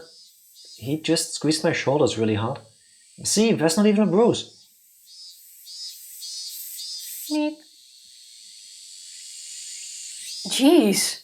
What the heck were you all doing? We're friends, right? Why were you just standing around? Why didn't you help Kei-chan? They didn't even know we were outside. Like. Oh, no. They were there, I think. Sorry. Right, Tomita? Yes. Well, we're sorry, President. Mion yelled at our classmates, baring her fangs. Tomita-kun and the others hung their heads in silence. Quit it, Mion. Tomita-kun and the others weren't even there. Stop blaming them. That's what I'm saying. Which of the kids were there? The girls. Sorry, 3 girls. Okay. Nondescript girls. Damn it! Ooishi! Mion kicked the floor with her heel a few times, her temper running hot. Our teacher, overhearing the commotion, arrived as well. Hey, come everyone. Don't make so much noise in the nurse's office. President, take everyone and leave, please. Come on, everyone. Let's get going. Keiichi-kun is fine. Wasn't Mion the president? Yes. Okay. But I guess Reina is the first one to regain her composure. Oh. You too, Mi-chan.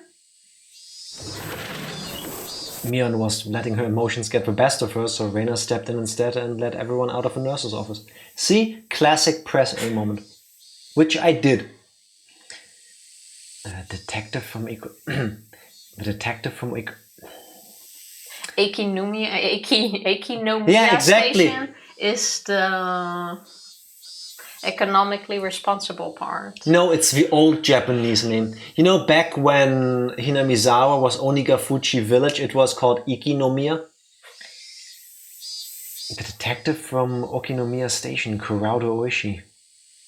It looked like the first impression I'd gotten from him hadn't been mistaken. Satoko's absence had amplified the vague apprehensions I'd felt since yesterday. And Oishi's appearance basically sealed the deal. Alright, I'll get going. I originally came here for Chia-sensei. Ah, so you had something to do here. Sorry for causing you trouble. Don't be so humble, he said, smiling easily. There was a side benefit to all of this. I was lucky enough to experience so much of your soft, silky skin, Maebara-kun.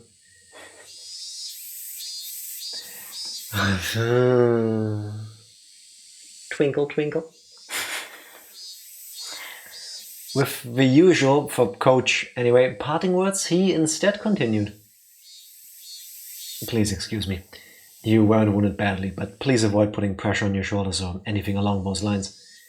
If you get a high fever or it starts to swell, contact me right away, okay? I don't think it'll happen though. A high fever from being grabbed by the shoulders. Can that actually happen? I mean, he used pressure points. I don't know what the side effects of that can be. Okay, fair, we are both not trained in medicine, but I really don't think it's like those old kung fu movies where like this 117-year-old master just goes, and then like 6 steps later your heart just bursts. Oh wait, that's Kill Bill. Spoilers, now I'm doing it. Ranger, you have infected me. Or she blocked his chakra or something. Potentially. That his heart bursts, no, but you don't need any strength whatsoever if you know the right point to press.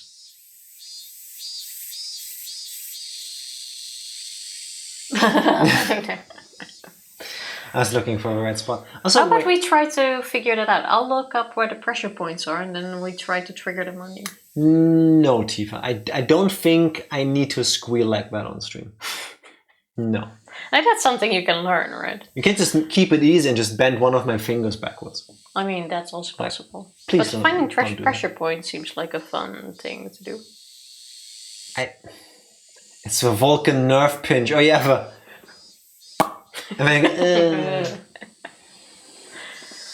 But you know, Dark Lord, if you think about it, I mean, nowadays it might feel kind of lazy, but it was genius filmmaking. Because you have this guy, I don't think Leonard Nimoy was like very adept at like martial arts, but you give somebody a simple move that just instantly knocks out enemies. So it's just like, and everybody understands. Because like, oh yeah, he's from this weird alien race, so they have all of this like weird stuff because, you know, alien. And he's like, done, problem solved. Massaging a pressure point is supposed to be helpful. We need to find it for you. Shall I quickly look where the one on your hand is? No, please don't, because I know that in my sleep you will accidentally press on it. I will practice during your sleep.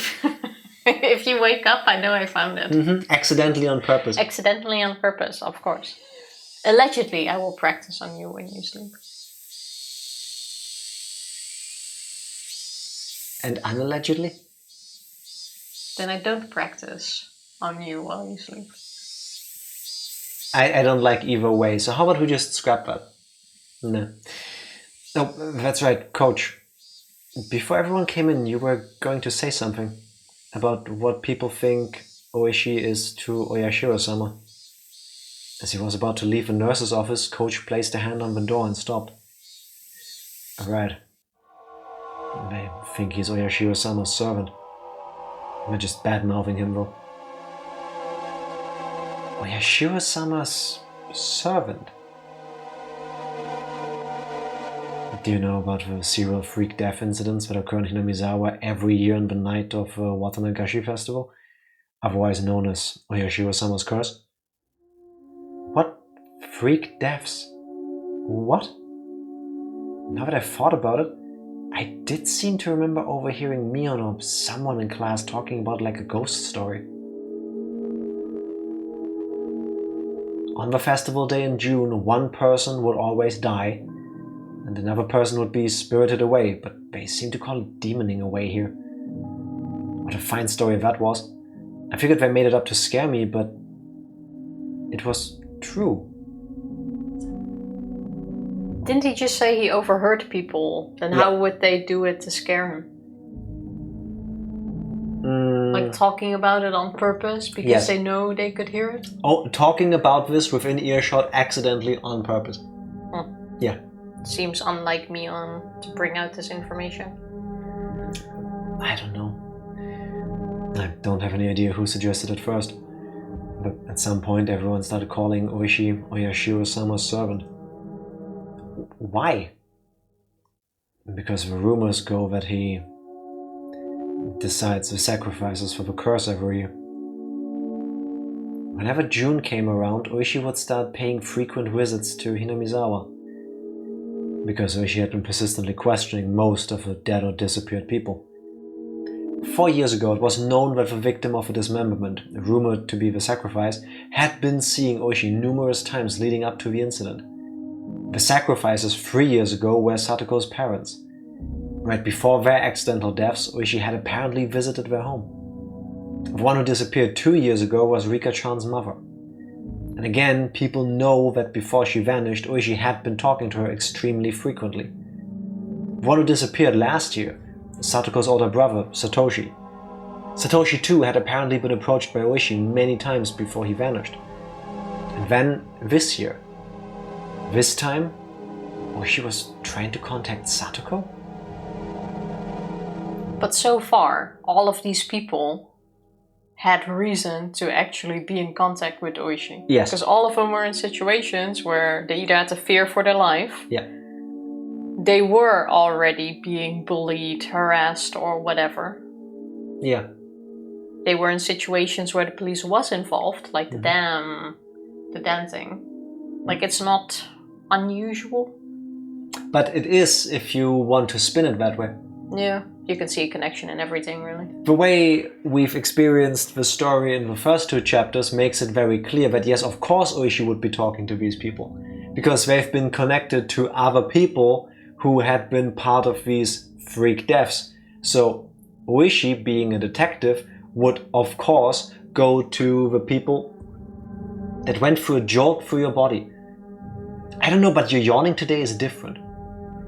Anyway, so he would go to the remaining family members and interview them and talk to them and try to get some sort of clue. And, that makes sense.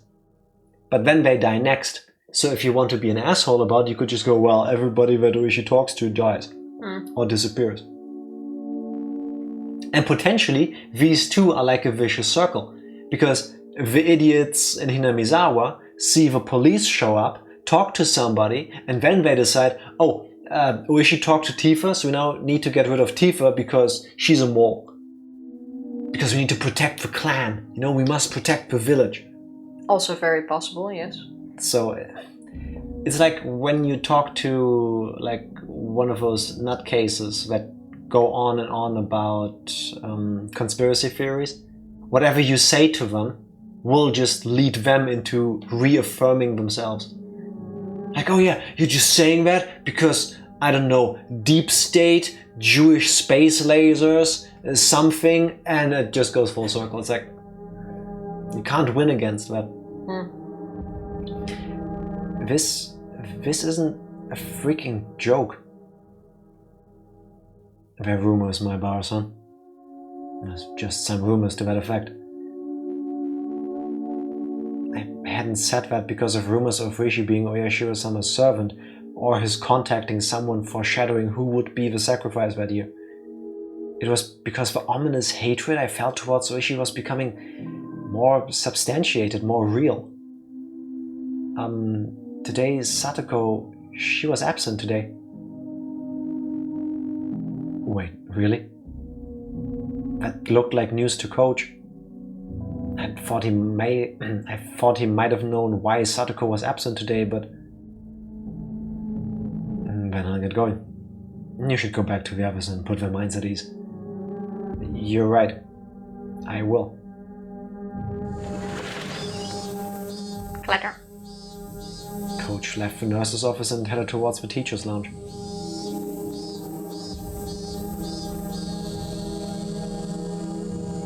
Ominous music.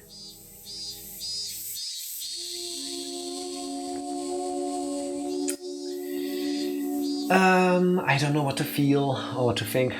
Hey, that's a short episode. Surprisingly, yeah. Research notes. Question is whose? The Hojo family. Me too. Every year, Oyashiro-sama's curse claims 2 victims. This means that with 4 years in a row, there have been 8 now, but it's worthwhile to note half of them have been members of this family. Note, the curse on the 2nd year, a certain falling incident, involved the death of Hojo, a dam proponent, and the disappearance of his wife.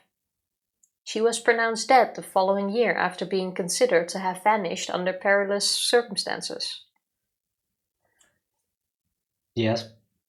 Wasn't she the one that got beaten to death No, Tifa, it's the wife. Oh, that's the pair. Okay, yeah, sorry. I keep mixing them up. Kelly's back from her shoot. We're tagging out so she can watch Eli and I can try to nap. Have a good nap, Ranger. Get well soon. Have some rest, all of you. Yes, please. And say hi to Kelly for me. And say hi to Kelly from Jack. Only Jack. Hi. The curse on the 4th year involved the death of the Hojo siblings' aunt, who was then their foster mother, and the disappearance of the elder brother. The Hojo family is a poor one, and it's hard to say Mr. Hojo's job went very well. Apparently, upon re-employment via family connections, there was a plan for them to return to the home of the mother's side of the family. So, wait, I hate this name game. They just keep saying Hojo and Mr. Hojo. So, the falling accident involved Hojo, the dam proponent, and his wife disappeared. So when they say Hojo, they mean everyone, and when they say Mr. Hojo, they only mean the husband. And the curse on the 4th year involved the death of the Hojo sibling. Oh, wait. The siblings, as in the kids. Yeah. I was still thinking about Hojo, the father. Yeah. It's confusing. Apparently, upon re-employment via family connections, there was a plan for them to return to the home of the mother's side of the family. For Mr. Hojo, the eviction due to the Hinamizawa Dam project and the payment of a large amount of compensation money was essentially a windfall. Mr. Hojo actively embraced the Ministry of Construction's negotiations from an early stage and was selected as representative of the dam proponents.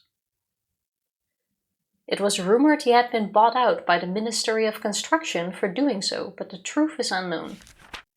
However, the dam's proponents were in the vastly outnumbered minority.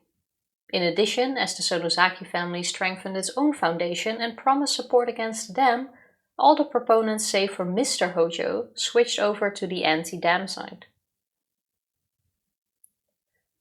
At this point, Hinamizawa was completely united against the dam, and Mr. Hojo was held up to ridicule as a stooge of the dam project's proponents.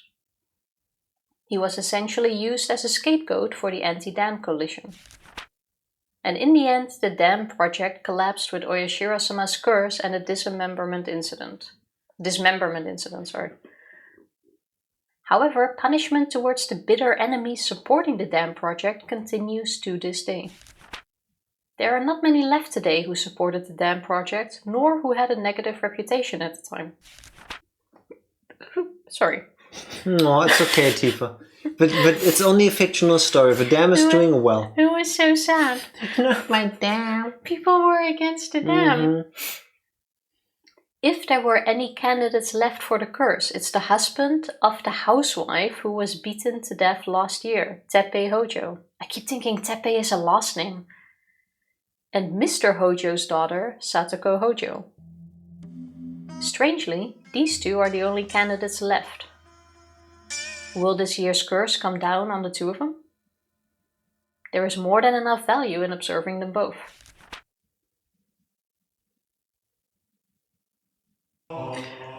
Okay, that is, at least for me, moving the ultimate crux of the story more towards that this all has to do with a dam. I mean, it triggered a huge event or wave. Like, I understand that humans are very spiteful creatures. But to imagine that somebody got so mad about somebody being a proponent for the dam being constructed that they would spend the next half a decade killing every single person that remained in favor. Yeah, it's like, hey, I curse you and the next 3 generations after you. Yeah, ultimately this seems almost like it's politically motivated. And then to me, that would lead back to the Sonozakis. I mean, they have their finger quite deep in.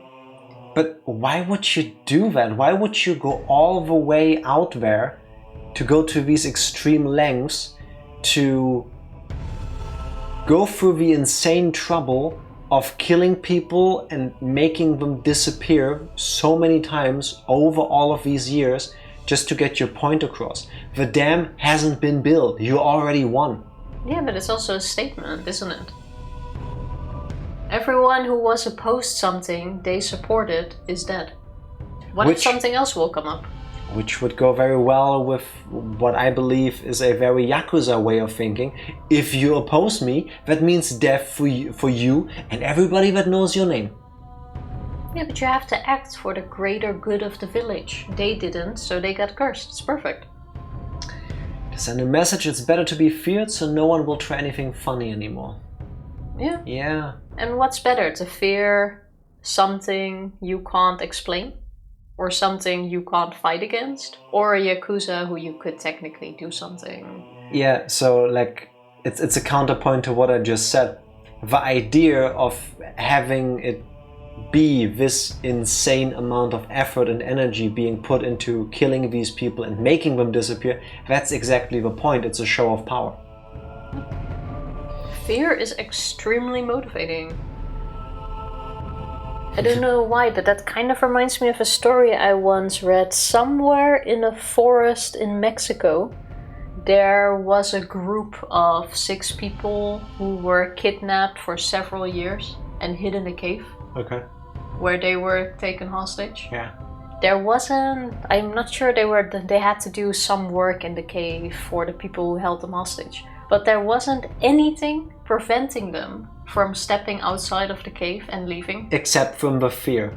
But they were told that if they would leave the cave without one of the kidnappers guiding them, demons would go after them as well. Not demons, but some kind of spiritual entity. And these people all believed in that as well.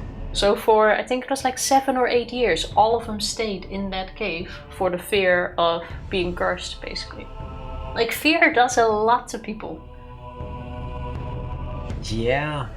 If you believe that if you do anything against the village... Don't want a duende on you. Apparently. Yeah, I'm not even sure what, but it was something like a spirit. I can probably find the story. I remember reading about it. I'm pretty sure the spirit's name was Mexican drug cartel, but yeah. But if you honestly believe that if you do anything against this family or against this city, you won't, and you will die after, you won't do it. Fear is a great motivator. Yeah. But if I think about it, like, so when we have a logical reason, it's a person or a group of people doing this for their own gain to secure their position of power. What about the guy from the very first murder that got away? The only way that checks out with the rest of that line of thinking then to me still is that Sonozaki minister or whatever he was that we in chapter 2 saw talking to the police, like the politician, the minister, council member or whatever he was. I don't know. Well, it's someone who's being protected by the village, I want to say. I would think the person who got away with the body piece in the original murder that has never been solved would have to be somebody so far up the food chain that she, I don't know, becomes untouchable. I don't think you need to be far up the food chain at this point, because you'll be a hero for what you did. And I have a feeling... The food chain? Yeah, the hierarchy of things. I still have a feeling... But food chain also works because they eat people. I didn't even think about that. Yeah, sorry. That Maebara's family is involved there. Yeah. Especially with that throwaway line oh, your mother changed her name when she married, didn't she? I'm still quite sure he didn't say that. But he did say she was from an influential family. Yeah, but something like that. Which probably also means changing the name, yes. What if it was his mother? Possible. Do we know whether it's a man or a woman who took that? I don't think they said that. No. I have a feeling that's gonna be chapter 4. I think that's chapter 8. Oishi's post memo. It's Sorry. okay, Tifa, it's fiction. Not the memo. Meep. To Oishi-san. There was a call from... Are you okay?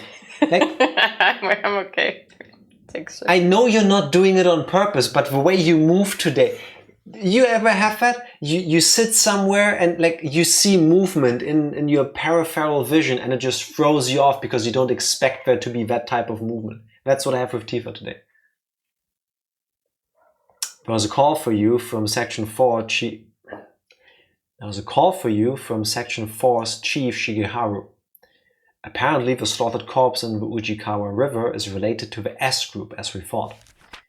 We're still verifying what happened behind the scenes, but apparently the deceased filled up dozens of self-created fictional bank accounts to their limits with money from the S group reaching around 100 million yen. That sounds like a lot. It appears there were 3 or 4 men with former S group connections involved in this. They've already disappeared along with millions of yen. The deceased was tortured on that point for information and she was clearly slaughtered as an example to others. There are apparently some real wizards chasing down the people who disappeared. They're also spreading letters to related Yakuza groups not to harbor them. Also, he said found in the river. Yes. She was found in the... Storm drain. It was the storm drain. I thought the sewage. Yeah, same thing. Is that connected to the river directly? Like to a point where a body can float in? I don't know. I don't work in engineering sewers and like waterways. I don't know. I mean, fair. There's still no evidence that Teppei Hojo is one of those people. As far as Chief Shigeharu can tell, he hasn't been told anything. He was a pimp, but she didn't trust him at all, did she? Teppei Hojo has left the apartment in Okinomiya and has returned to his former residence in Hinamizawa. That has to be why Satoko was late. She bumped into her dad. Like I said multiple times. It's a river, it's not a good river. I mean, fair. Fair enough. Bumped into dad, her uncle. Yeah, uncle. We keep mixing them up. Teppei. Oh my god. Oh. I wholeheartedly wanted to protect her. I wanted more than anybody else what was best for her. These emotions born from kindness eventually became murderous intent. My pure white intentions stained in red and black. Hey, there finally is the I write it in red connection. And even as I understood that it meant the destruction of a day-to-day life I've so wanted to protect. Tatarigoroshi. Where did I go wrong? Looking for the answer, the tragedy spreads ever wider. What? Wait, wasn't it so far only that at the beginning of a chapter that they started like this? No, it's always around chapter 4, 5, 6. Somewhere, once the story has picked up, we get this type of screen transition. Really? Yeah. Trying to remember. The road to hell is paved with good intentions. Yes. How far are you willing to go to protect the people that mean the world to you? Are you gonna do the bad deeds if you feel like you have to? I won't do the bad deeds even if I don't feel like I have to. Sorry, I have to say that. No, of course not. Allegedly. Allegedly. No, but what we just saw kind of... That could be Keiichi, but I still think it's Irie. It doesn't feel like Keiichi. I mean, do we know the real Keiichi? Who true. was the murderer at the very beginning of the game? We witnessed a murder in the first scenes of the game. We still know nothing about that.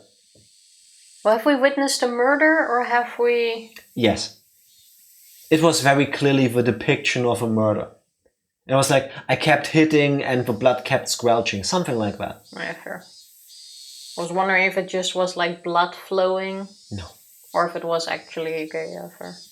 I mean, for all we know, it could have been a very, very weird way to describe working at a butcher's shop. And she wasn't a person being murdered, but like a cow they were taking apart, you know, something like that. I don't know. But still, it's weird. Remind me tomorrow that I should rewatch the intro again of Higurashi. Remind yourself. I think there's something important in there now that you say it. You ever just strip and clean a cow in your home? I haven't actually. Don't think I ever will. Is Hojo-san staying home today too? Furude-san, do you know anything? With a baseball. I think if you can clean, as in prepare for further consumption, a cow with a baseball bat, you deserve some kind of award. I mean, it actually seems very doable. If you wrap like a washcloth around it, soap it up, and then just go... Huh? I specifically said strip and clean, as in prepare for further consumption. I specifically said that to get out of trying to wash a cow, which is adorable, by the way. Cute. Washing, cleaning a cow, like they always seem so happy when they like scritches and stuff. That's super cute, but not with a baseball bat. Getting that mental image out of that. The teacher's voice wasn't critical, but Rika-chan hung her head, unable to answer, and I felt really bad for her. The teacher called Rika-chan up and they had an exchange in hushed tones at the days. At first, Rika-chan said that Satoko's fever had grown worse, but everyone in class knew it was a lie. Because every day Rika-chan brought Satoko's bento with her. Satoko-chan? I wonder what happened. 100% Teppei has effectively taken her hostage. He showed up on their way to school, went like, I need to talk to Satoko. And then Satoko went like, go. And then Rika was like, no, I can't go, that's not safe, we shouldn't be doing this. And then he went like, well, if you don't go, I'll take you as well. And if you tell anybody about this, you'll never get her back. I don't know, it doesn't seem like Rika to just leave it. What I don't get is, why is she not talking about this? Well, if it's because of what you said, then it makes sense, but that doesn't seem like her at all. But is it though? Because who really are these people? Because in every chapter they're different. They share similarities, yes, but they are ultimately different people, somehow.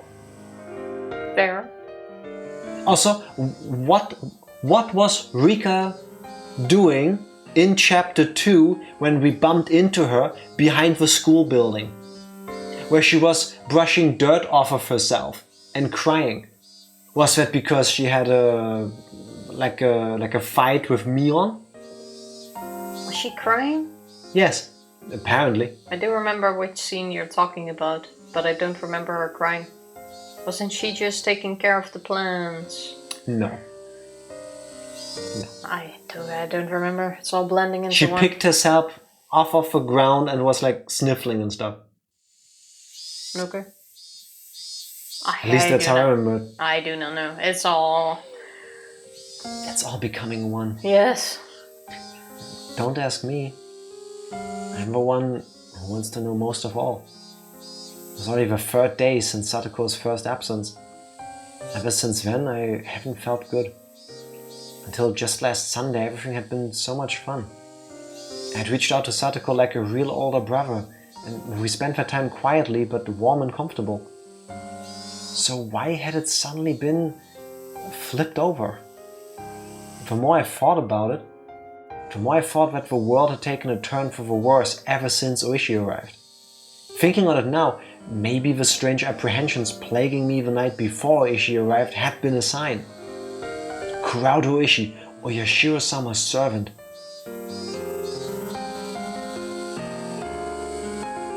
You good?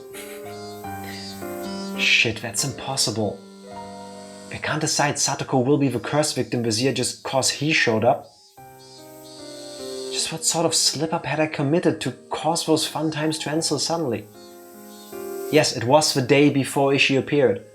Shion, Mion, and Reina had spoken of a curse surrounding Satoshi and his disappearance, and it was so sinister it gave me a bad premonition.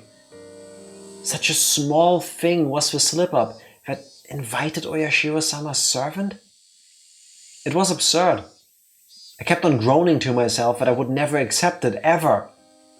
I obviously wasn't the only one suppressing my feelings. Mion and Reina were too. Everyone in the class was doing it. Rika-chan knew something about Satoko's situation, but she wouldn't tell us. Rika-chan still held a calm attitude, like a cat basking in the sun. But she was being unbelievably stubborn about the whole thing. She didn't want to tell us, and that wouldn't change no matter how many times we asked her. Everyone understood that, so nobody questioned her. If Rika-chan won't talk, then we just have to wait. And she might not be talking because it's something not worth saying. Or because she's afraid. There was no persuasive power and reassurance given with an anxious face like that.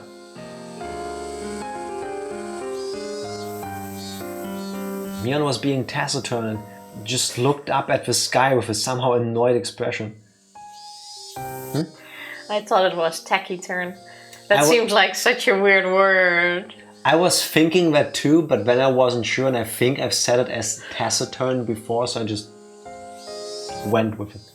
Like, that already sounds like an actual word. Like, taciturn already seemed wrong when I was thinking it, but I don't know, it's a funny word. But for some reason, taciturn seems to be the thing people say, like, when they lived their whole life in the boonies. Like, you know, when they don't know it's Gucci, but they say Guki. Yeah, sounds about right. You know? Taciturn. It's a very loquacious game, I give you that. I couldn't tell if she was unhappy that Rika-chan wouldn't talk about it with her own friends. Or if she was concerned over Satoko's well-being. It sounds like catty-cornered. Yeah, kind of. Taciturn seems like, I don't know, like a move in gymnastics that has been done so often it's just become tacky, so it's the taciturn. I wouldn't. Like, it used to be like a really avant-garde kind of thing, but when everybody started doing so, it just became the taciturn. It's like, It will be now. It's gonna become a move now. And what about me? My anxiety was suffocating me day after day. If someone else were looking at me, then maybe I'd look annoyed, like Mion did. Tap tap. Someone tapped my shoulder. Ooishi! It was Tomita-kun or Kamura-kun. Maebara-san, do you have a minute? Tomita, did you swallow Satoko? Oh yeah. Did your ball get stuck again? You guys have to get it yourselves this time. Don't rely on the older kids for everything. I didn't feel like going along with them, so I was a little unsympathetic with my response. We heard a little interesting rumor. A rumor? Yeah.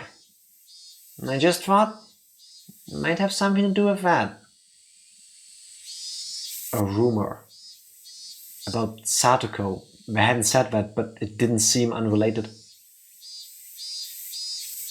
I didn't want to talk in the classroom, so they pulled me behind the school building, lending further credence. It's the name of a horrible character in a worse movie. They didn't want to talk in the classroom, so they pulled me behind the school building, lending further credence to that thought. The back of the school was damp and humid like always. The students didn't really come here because they wanted to. It might, however, have been the ideal location for trading rumors away from prying eyes. Tomita-kun, Okamura-kun, these rumors, they're about why Satoko is absent, right? You don't know if it has something to do with it, though? Or maybe? What on earth happened to Satoko? Is she sick? Or could she be, like, really sick or injured or something? No, actually. Better? It's the opposite. I heard my grandma saying that she came to buy tofu at our shop yesterday. No, Tomita's family runs a tofu shop, added Okamura-kun. If we want to connect this to the previous chapter, that's the day she got killed by Mion. Before her disappearance, she went past the tofu shop to buy tofu. Yeah, potentially, but what killed her in the end was needing to borrow soy sauce. I mean, yes, but it's a thing we've already heard, is what I'm saying. She is buying tofu to make food for herself and Teppei, who she is now living with, who isn't letting her leave. And he's got her so in his, claws that she is free to go to the tofu shop, but she isn't gonna go to school. That seems even more suspicious, because if you go to the store while you're supposed to be at home, or while you're supposed to be at school, the entire village will know. I don't know. It's Hinamizawa, do we really question each other? You know, we're there to support each other, Tifa. She went shopping. To buy some tofu? My voice sounds so stupefied, even I can tell. It was understandable. I was worried about what grave illness or injury she had when the person herself had been out and about shopping for tofu. So, how was she? Did she look okay? Was she wearing a mask like she was getting better? Or was she using crutches, or did she have bandages on her? Or... No, there wasn't really any signs of sickness or injuries on her, but... I should have felt relief that it wasn't an illness or an injury. But my anxiety wasn't going away, because Tomita-kun and Okamura-kun's expressions weren't looking any better. She apparently came to buy one piece of soft tofu, but my grandma said it was strange. Strange? Why? What's wrong with buying soft tofu? Irritated by how roundabout they were being, I had to desperately fight that irritation from creeping into my voice. Well, Hojo and Furude live by themselves, and they don't have that much money, right? So they only ever buy the cheaper, firmer kind of tofu. They've never bought the soft stuff. It's the most expensive thing there. I did not know that. I can tell you that I don't like soft tofu, so that would never have crossed my mind ever. The silken tofu is more expensive in our Asian store too. Yeah, but I don't even look at that stuff because I don't like the texture. I kind of like the slippery... I don't like the sensation of putting something into my mouth that, to me, effectively feels like what it would be if I sucked on a goldfish. But that's the most interesting, like the slimy mushroom. No, Tifa. Well, I love that stuff. Reminder that Tifa hates chewing her food as well, so this is perfectly in line. Soft or hard, they're both tofu, right? Maybe she just wanted to eat some great tofu or something. Well, maybe, but... I knew how transparent I sounded right then. This wasn't anything trivial, it was some kind of important clue. Not the cheap firm tofu, but the expensive soft kind. Shopping not in the evening after school, but in the middle of the day. I couldn't figure out what those things meant. As I thought hard about it, Okamura-kun took his turn to speak. Also, if he really heard this from his grandmother, then it's not a rumor at this point, is it? Yeah, no. Because his rumor runs the store. His rumor runs the store. That's how advanced Japan was, even in the 1980s in rural Japan, Hinamizawa. They don't have people running the stores there, they have rumors. It's powered by gossip. Cheap employees. No, but his grandma runs the store, who saw all of this happen, spoke to his grandchild about it. You can't really call it a rumor at that point. Yeah, I mean, I agree, but... It's not my wife's friend's sister, who is twice removed from the principal's uncle, runs a tofu store. Mm-hmm. And they saw Satoko buy this tofu on that day. And then told the grocery man. Who told the milkman? Yeah. And I don't think there's... Who also works at Nintendo. Yes, exactly. Together with my uncle. Yeah, no. I wouldn't call that a rumor either. Also, in a village where everybody looks out for each other, wouldn't you have expected to like have a talk with her? Like, hey, what are you doing here during school hours? Shouldn't you be at school, young lady? Yeah, and then grill her a little bit to like try to get to the bottom of it. But talking about grilling, no, that's a bad segue. That was chapter 2.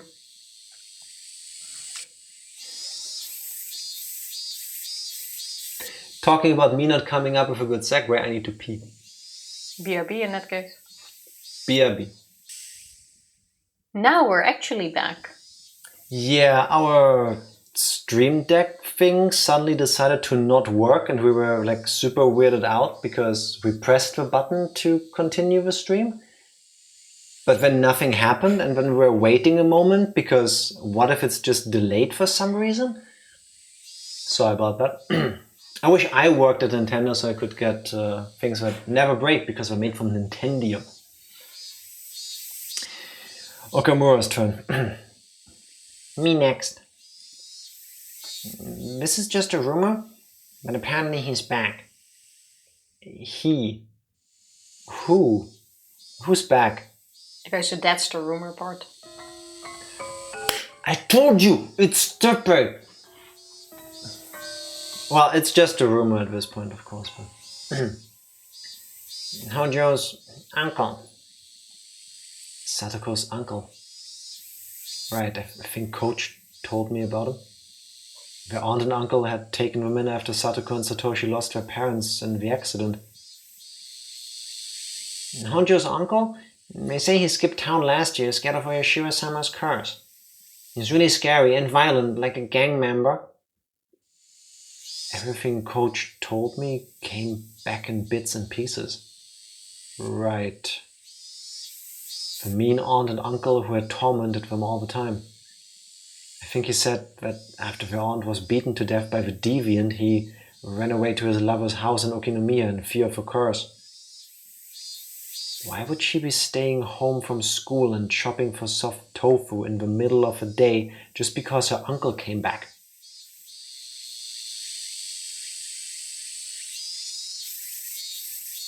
And the classman clammed up and looked downwards. There must have been some big hint buried in there.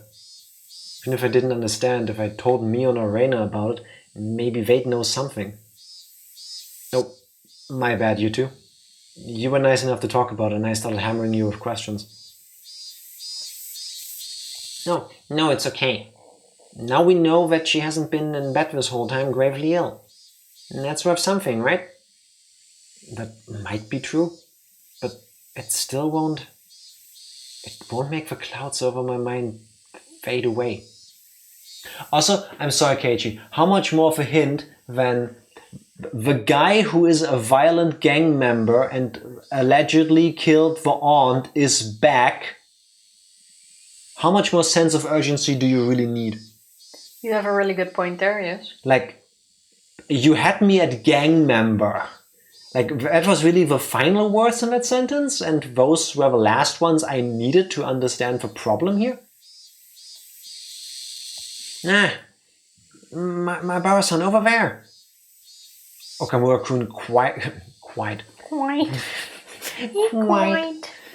Okamura-kun cried wildly, pointing over my shoulders behind me. You gonna quiet? Startled, I turned around and way on the other side of the schoolyard, near the school gate, I saw a figure trudging forth. Ooishi? Ooishi. Oh. Oh! Oh no. Poor Satoko. It's Hojo!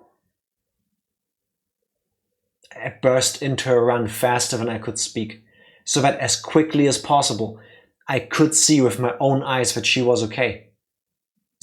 Satoko! Satoko seemed taken back by me shouting and running over her. He was so happy to see you. You ran straight over her. Dogs do that a lot. That is true. You couldn't break on time. Yeah, golden retrievers and stuff in particular, because they're really like kind of derpy creatures. They just run and run and just impact. Ooh, that was a nice smack. Golden Keiichi. Kind of. He kind of has golden retriever energy sometimes. Like, oh, I wanted to deep fry vegetables, so I filled the wok to the brim with oil. Salad oil. Satoko seemed taken aback by me shouting and running over to her. Oh, my, what is it, Keiichi-san? You surprised me with all the yelling and running. Stupid, enough about me already. 3 days. What happened, Satoko? I was so worried. What a worrywart. It was only 3 days. You're such a worrywart, Keiichi-san. From listening to her, she seemed like the normal Satoko, but I could tell she was clearly acting strangely. Her smile was somehow forlorn and her complexion was bad for some reason. Hojo. Were you alright? Were you sick or something? Tomita-kun and Okamura-kun both expressed their concerns. Just what happened anyway? 3 days! Do you know how worried I was? No, I do so apologize. I was just giving the house a good cleaning. We haven't used it for a rather long time, so everything was covered in dust. There, she is with him. Yeah, I fully agree. Never doubted that, I think. Don't remember if I doubted that. But seriously, this is great! How? How is any of this great? We don't have to go to work tomorrow until the weekend. Because we need to clean our house. Obviously, this is a good reason. Tifa, if you're an 11-year-old who is potentially being forced to clean up a house by your violent, drug-addicted, gangster uncle, yes, you have a reason. None of these things apply to you, thankfully. I doubt she actually cleaned the house, but still. Tifa, please. I will take any reason. So my boss couldn't make it to work, couldn't get past the dust bunnies blocking my way. Yeah. Huh? Satoko, what are you talking about? Why would you have to stay home from school to clean the house? Satoko didn't answer me. Instead, she passed by me and headed for the entrance. Completely normal behavior. Gosh, it's nearly about lunchtime, is it not? I'm just starving. It was certainly lunch break. I couldn't force her to stop after she told me she wanted lunch since she was so hungry. Well, whatever. Rika-chan's been bringing you lunch for 3 days now. You look like you can eat it today. Let's just go to the classroom and put everyone's mind at ease. And you're right. I suppose I may have caused everyone to worry. It sure is tough being popular. I hate all of this. Like, I cannot really say why, but you know, when they did unspeakable things to Tomitake and his girlfriend, at least they seem to be adults. But here there is a kid that I assume is being abused. Like, well, I don't think that's the case now. Yes, it is. I'm not sure if they go into old habits. Yes. It is likely. Yeah. But if he needs somewhere to stay undercover, it wouldn't make sense. Why not? Because he needs to be in hiding without anyone knowing he's there. Tifa, Then abusing a kid that is actively going to school in this case. Yes. When he's in a situation where he now needs to keep his head down. Yeah, but remember, they killed his prostitute friend. Allegedly. We don't know. They just called him her pimp once. Yeah, but that's a reason to keep his head down. Yes, but he doesn't have anybody else anymore. Yeah, I'm not saying it doesn't make sense that he went there. I'm saying if he now starts abusing her again, especially at a point where he needs to keep his head down. No, but he has to keep the power dynamic intact. At this point, you don't have to do that again. That power Yes. dynamic will be there. That's exactly what I'm saying. So you have to continue being the abusive piece of shit to her. No, you don't have to continue that. That fear will remain there. Yeah, even if it's just the imagined punishments you will receive, that's enough. Whatever he's doing, I don't think he brought flowers and went like, I'm sorry for all I've done. I've been gone for a while. I've reformed myself as a person. And I want to spend the rest of my life making it up to you for all the things I've done wrong. Can you ever find it in your heart to forgive me? Or at least allow me to prove to you that I really have changed? The mental abuse, of course, will stay. I thought you were talking about physical abuse. Well, she looked like her complexion was bad. I mean, yeah, she probably didn't sleep in like 3 days. How? That's more than just mental abuse. And I have this really dumb feeling that the idea of, it's lunchtime, I'm starving, isn't just, haha, it's lunchtime and I'm growing, so I'm starving. It's like, I haven't slept or eaten in 3 days. Because I've been effectively a house slave. Well, I'm not sure how the situation is at the moment. But do I believe he's there? Yes. Very interesting theory, but have you considered egg? I wish. How you doing, Mame? Happy Tuesday. How are you doing? I do think egg is a big part of this, yes. No, soft tofu is. I think the hard tofu takes a bigger role, but... No, soft... What? We specifically just had a conversation about soft tofu. Yeah, but only now. We've had the other tofu more often. So far, that's the star of the tofu. I put a hand on Satoko's shoulder and we ran to the classroom together. Up close, I was able to verify that Satoko looked somehow weak. All this anxiety was supposed to go away when I saw her again. That's what I had thought. But now, I actually started to have quite different fears. What the heck happened, Satoko? Everyone in the class, of course, reacted in the same exact way I had. We worried about you. I'm glad to see you well. What were you doing for 3 days? Our classmates showered her in questions. I truly do apologize for causing a fuss. As she cackled, she chowed down on the bento Rika-chan had made for her. It was in the teacher's lounge and must have been informed of Satoko's arrival because our teacher sprinted into the classroom, her breathing ragged. Okay, so she knows more, because why else? Of course she knows more, because Rika actually told her something. That's why the secret whispering. Yeah, but he wouldn't go, oh, by the way, this murderous uncle is back and currently living with her, so she can't come to school because she's being hostage. Hostage. Hostage.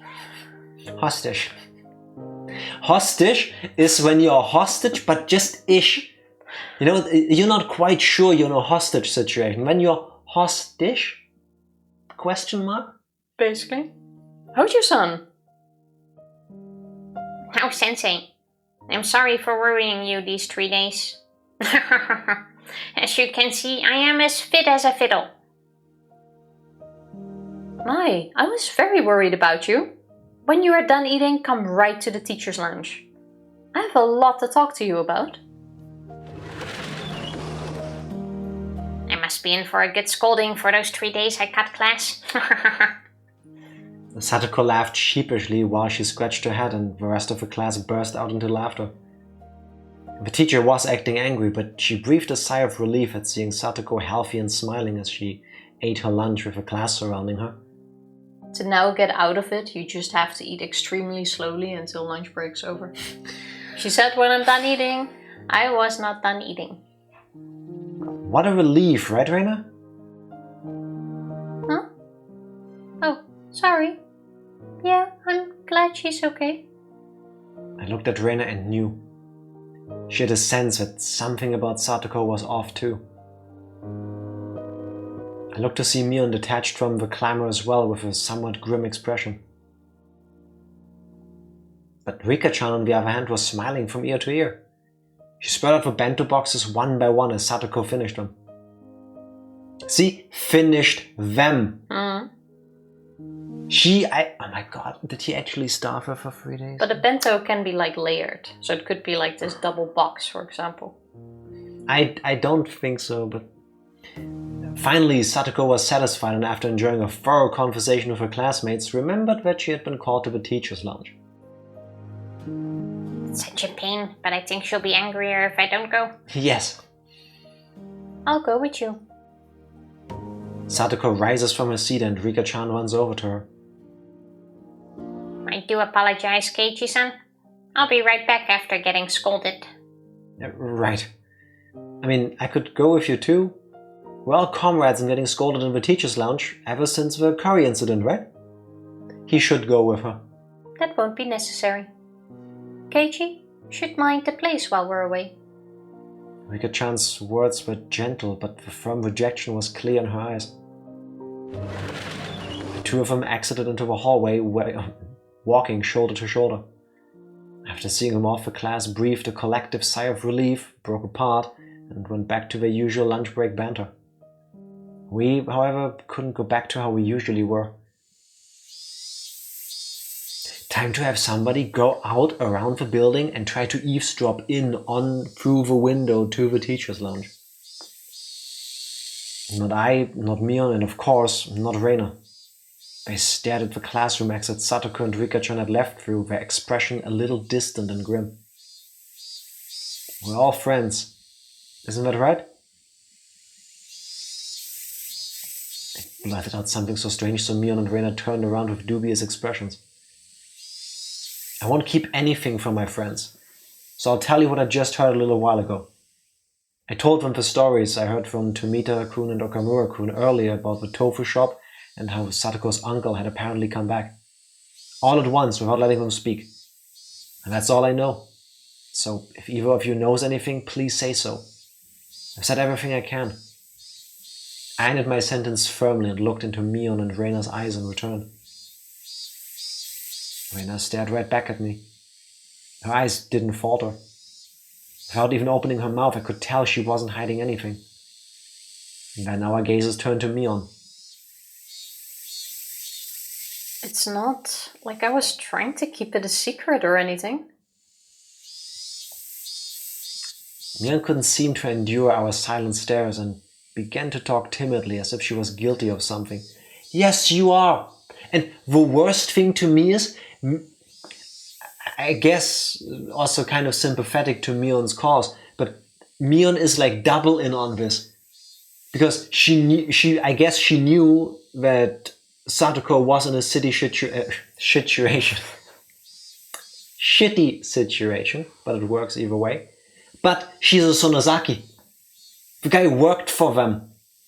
She probably already knows he's back. It's just, now that you said something, Kei-chan, I guess I have to talk about it. Mi-chan, you know something?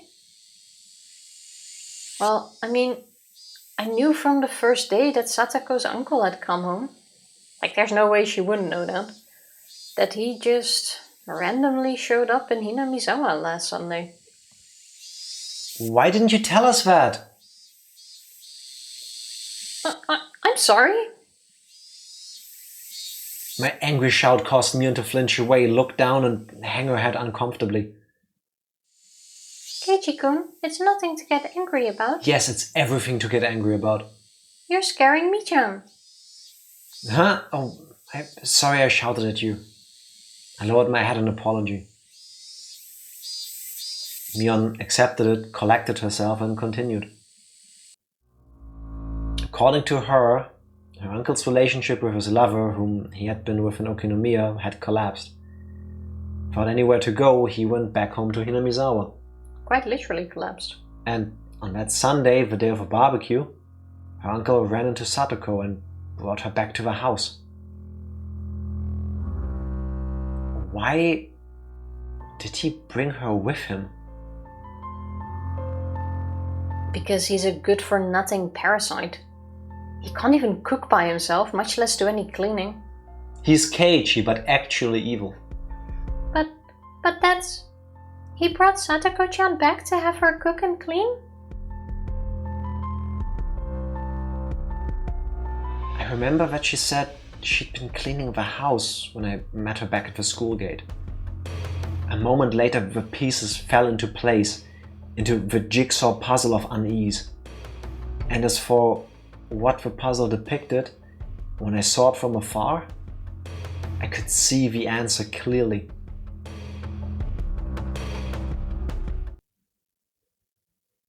Satoko was locked up at home and tormented into doing the housework.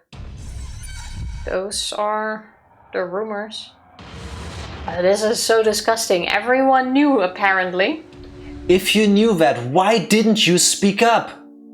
I nearly yelled at Mion, but hastily stopped myself. Mi-chan, is that true? I swear all of Hinamizawa can absolutely fuck all the way off of there. We are a village and we stand together and we defend each other. You don't do shit unless it's convenient and it fits with your weird mentality of us as a mob, as like vigilantes, keeping the peace and keeping the others out. Yeah, except for those hojos. Exactly. Because she's cursed. You are a piece of shit. Every single person that knew that this guy is back and that is doing these things to her, or even just on the off chance that he's doing these things to her and didn't step in, fuck all of you. But Mion is my best friend. Fuck her too. She knew. She knew. And she is the second in line of the Sonozakis, potentially still in this timeline. Use that. Yeah, even if the entire village goes, oh fuck it, we don't care about them. At least Mion, you know. But we're friends. Your friendship means nothing here. Nothing. How is this Mion, like, still calmly... Suddenly I feel very uncomfortable in my chair. I need to readjust myself. Like, how can you sit there and have like happy-go-lucky lunchtime adventures with everybody when you so clearly despise Satoko? Like, I mean, true, Mion also doesn't like Satoko. Or that's only in her demon mood.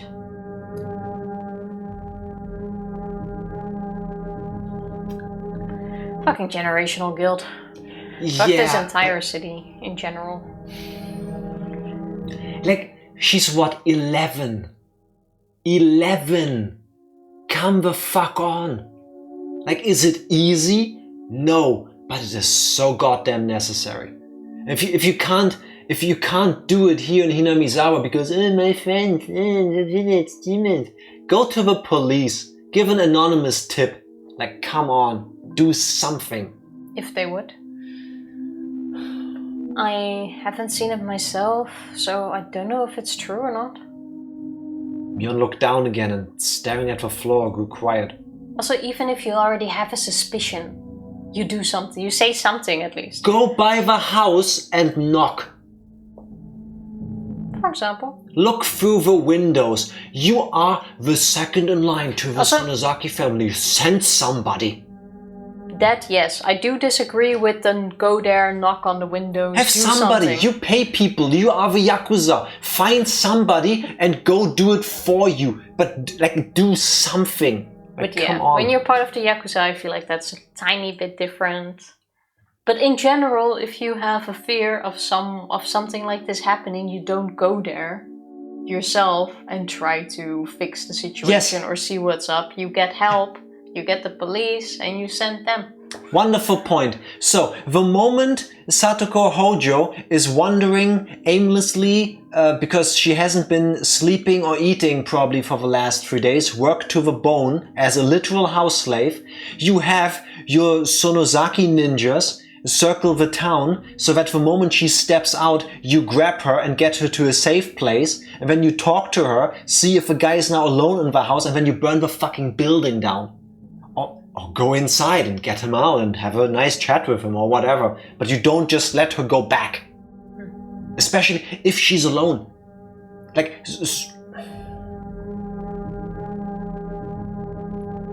Just like last year? Like when they lived with their mean uncle and his wife? I do not condone burning down buildings with assholes in them.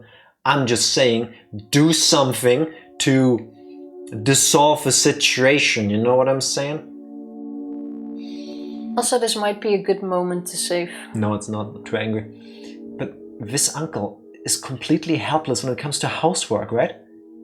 If Satoko is that important, then there wouldn't be any reason to torment her, would there? My stomach agrees. Keiichi-kun, I don't know what grounds you have for saying that. But you shouldn't be so irresponsible. Rena clearly and directly got mad at me. You don't know much about this, so don't talk as though you do. Yes, that's clearly what you meant. Fine, then do you know something, Reina? I don't know anything either.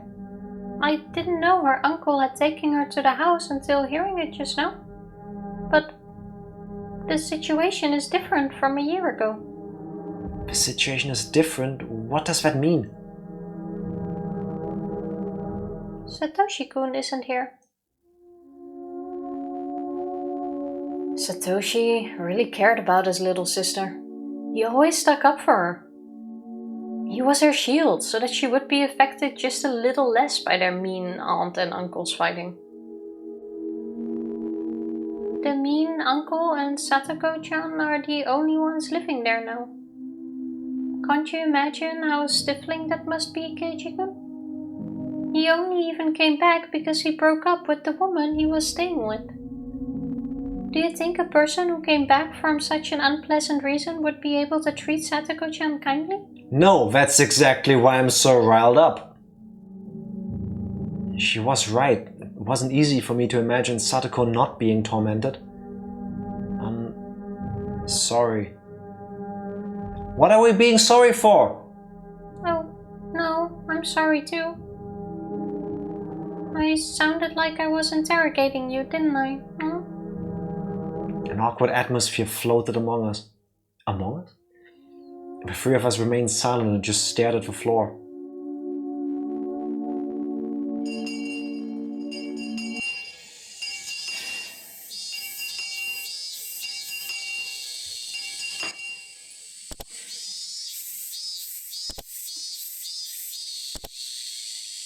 Just a bit messed up. Everything freaking sucks. Hey, now my finger works again.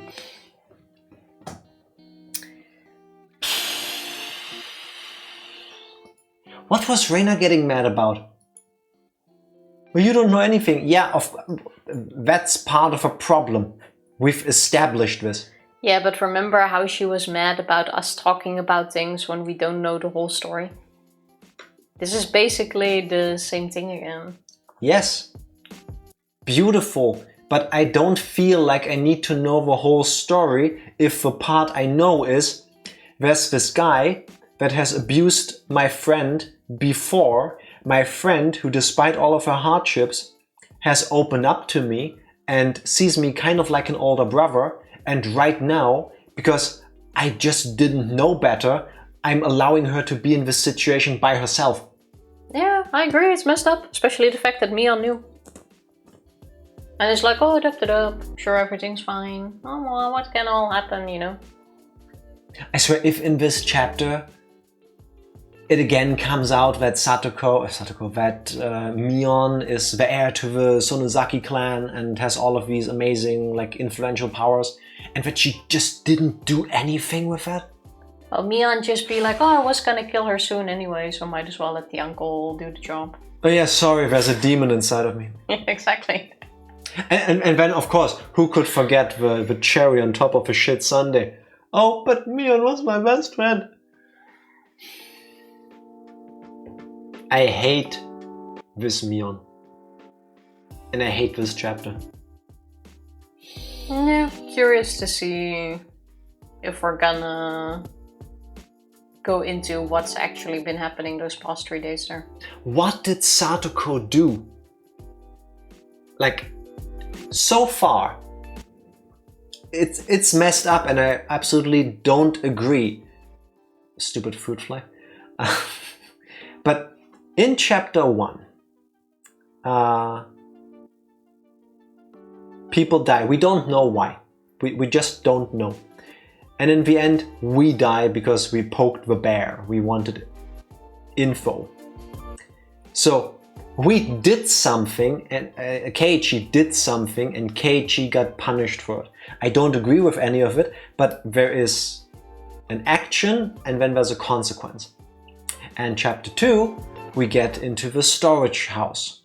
And then 2 people die, 1 gets kidnapped, and we almost die too, and then a bunch of stuff happens. So again, there's an action and there's a consequence.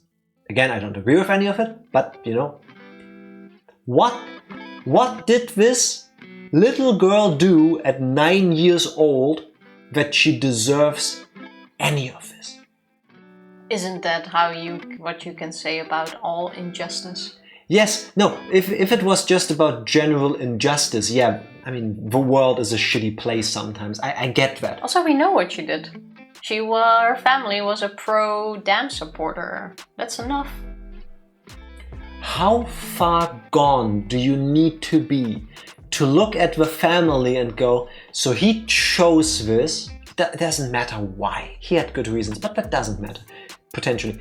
He did this, so he needs to die. The wife needs to go as well because she didn't stop this. They're both adults. And now the children need to die as well because bad blood carries on. Easy scapegoat, yeah? Nah, I hate that. I mean, it's potentially, easy to yes. put a target on something and go like, hey, I hate that. Let the hate flow through you. Yeah. I guess it's kind of like racism, you know? Oh, I hate people because they're born in a different part of the world. I don't need a better reason for it, I just hate them. So, and hating something can be a bonding experience too. Yeah, exactly. That is very true. Because suddenly you share something with somebody and then that unites you, you know? You start becoming a community over your shared hatred of something or somebody. Yeah, beautiful. And nobody ever at some point goes, should we really come together every, I don't know, Friday and drink our sake and eat our ramen here together just because we hate hojos? Like, is that really who we want to be? Yeah, there's probably a club for it. Complaining can be quite nice. Same as this, I guess. Nah. I will never understand like banding together over a completely stupid hatred of something like that. It's okay, I think we already know this entire village is messed up. Yeah, but listen, I don't know, somehow I felt this is still a level beneath that. Like, I understand 5,000 years of basically the Nazi ideology, like we're better than everybody else. We're so much better than everybody else. We can kill them, we can do whatever we want with them, we can torture them, we can fucking eat their entrails. And that's fine, because it's our god, oyashiro-sama given right. I understand that, that's terrible, and there's ways that can manifest. But you thought they pull a line at children? Yeah, I was hoping, I guess. I mean, I didn't actively think that, but I would have liked it. You know, if even the most despicable scum walking the earth still has some sort of line they won't cross. You know, like even in the despair, there is a level of hope, I guess. But nah. I mean, that's where you have the different layers, I suppose. Like, I get what you say. You always think no one is that crappy to do these things. I'm gonna say something, someone. but I haven't said since Danganronpa, another episode, Ultra Despair Girls. Nuke the fucking town. Just drop a nuclear bomb on the whole place and wipe it out. Like in the Simpsons movie, you know? Just spoilers of the Simpsons movie. Everybody has seen it. Just wipe it off the map so that this giant city-sized hole in the ground. Or actually, just build the frickin' dam, just flood the place. Let's start a new dam project. Yeah, exactly.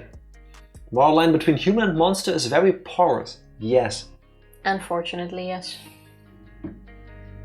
Absolutely disgusting. Like why did the tofu shopkeeper not do anything?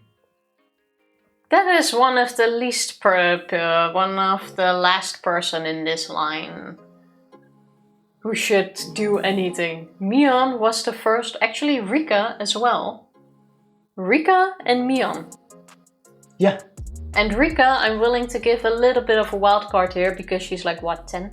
Potentially Cheer. We don't know what Rika told her. Yeah, I'm keeping her off the list at the moment. Rika knows most of the situation. Potentially. Yeah, but she's a child herself.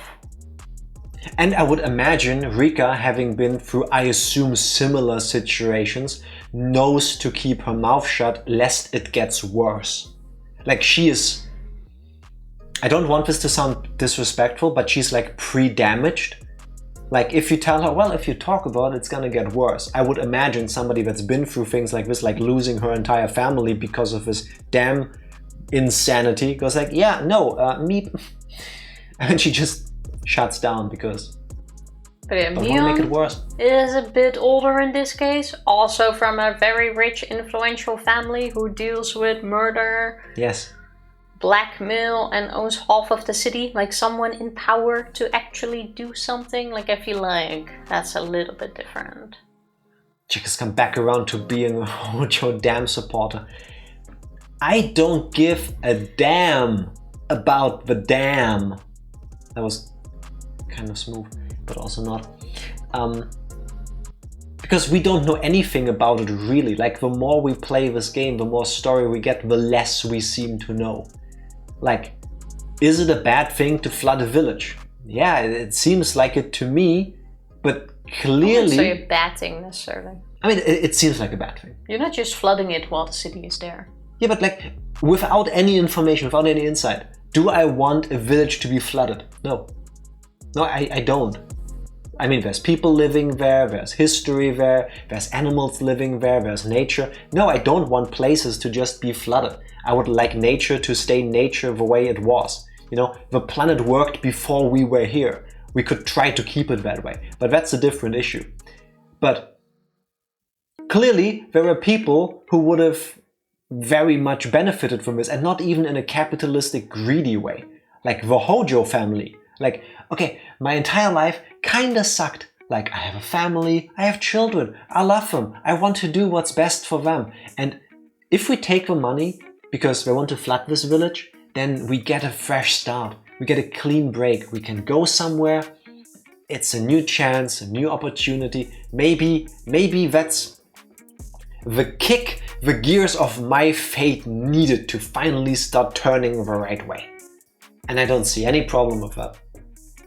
Except when somebody went like, if we flood the village, then what happens to the devil's anus? The swamp will become inaccessible and 5,000 years of generational hatred will just disappear. We can't have that.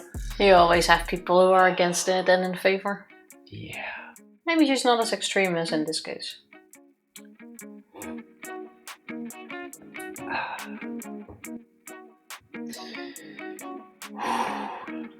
I'm very happy that we go to the gym now regularly and that I do cardio exercises, so that specifically when I get riled up over crap like this, my heart can take it better, I guess, because it's more used to, you know, some sort of stress regularly. Hell no. Hell to the no. Well, you can get more upset tomorrow, because I can also hear it's going to your stomach. So we will return tomorrow. Yeah, that's because I drank water and I swallowed air because I was yapping and I was angry and... Jack has to work out extra hard for Satoko. I will. Every weight I pull, every weight I push, I'm doing it for her. I'm doing it so that ever there is a Satoko in my life, I will be able to protect her. I will grab her with my own arms and I will carry her, Princess Carrie style, to safety. Everyone needs someone like that. I feel like I just bicep curled the world. There you go. Any more nuggies of wisdom? Nuggies of wisdom sounds so disrespectful. Also, I feel like we both need our own catchphrase. Like, I established you dispersing nuggets of wisdom, and I feel like you going with me having nuggies of wisdom kind of besmirches that. Well, I disagree. Wisdom. An accident arrives on horse and leaves on foot. Accident can happen fast, but for consequence can take a while. Why is the bot so accurate? That is very fitting, yeah. Perfect words to end a Higurashi stream, I wanna say. Sounds like a plan. The dumbest farmer harvests the biggest potatoes. The German wisdom is very off. I mean, just trust in the Dutch. I mean, no. Also, I can tell that Tifa wrote this one into the bot. Which one? The last one, the one about the dumbest farmers. Why? Because you make that typo every time you spell success. The fact that she doesn't see it proves me right. It's a double S. Yes. Oh, yeah. Now, the question is, where is the S missing? In the front or in the back? Success. That's the Dutch spelling. Yeah, I figured. That's why it didn't seem like a typo to you at first. Keep it. Yeah. Okay, fair enough. For prosperity. Yeah. No, it gives me something to smile about. You know, it's the little things. With some things, it's the same word, just slightly different spelling, and I usually go for the Dutch way, like with popular. Populaire. Yeah. Yeah. Skinner even changed it to my Discord name in his Discord. Yeah. But that's the Dutch spelling. Like, it's a mistake that won't come because that's how I'm used to writing it. Because the Dutch language is a mistake, as we've established. Why? It makes much more sense to put an I in between no, there. It doesn't. It really does. No, it doesn't. You say popular. There's like a R. Yeah, and not populaire. You don't say... Yeah, that even sounds like there's an I in there. It's not popular. It is. I am very popular. You are popular. I feel like sometimes when my skin gets really bad, that's popular. Like, I have a very popular face. Like, I will not go into details because this is not a zip popping stream. I'm still waiting for you to press the button because it's only gonna get worse from here. Hey, the button worked. Thank you everybody for Higuring Higurashis with us. We'll be back tomorrow with more Higurashi. Bye!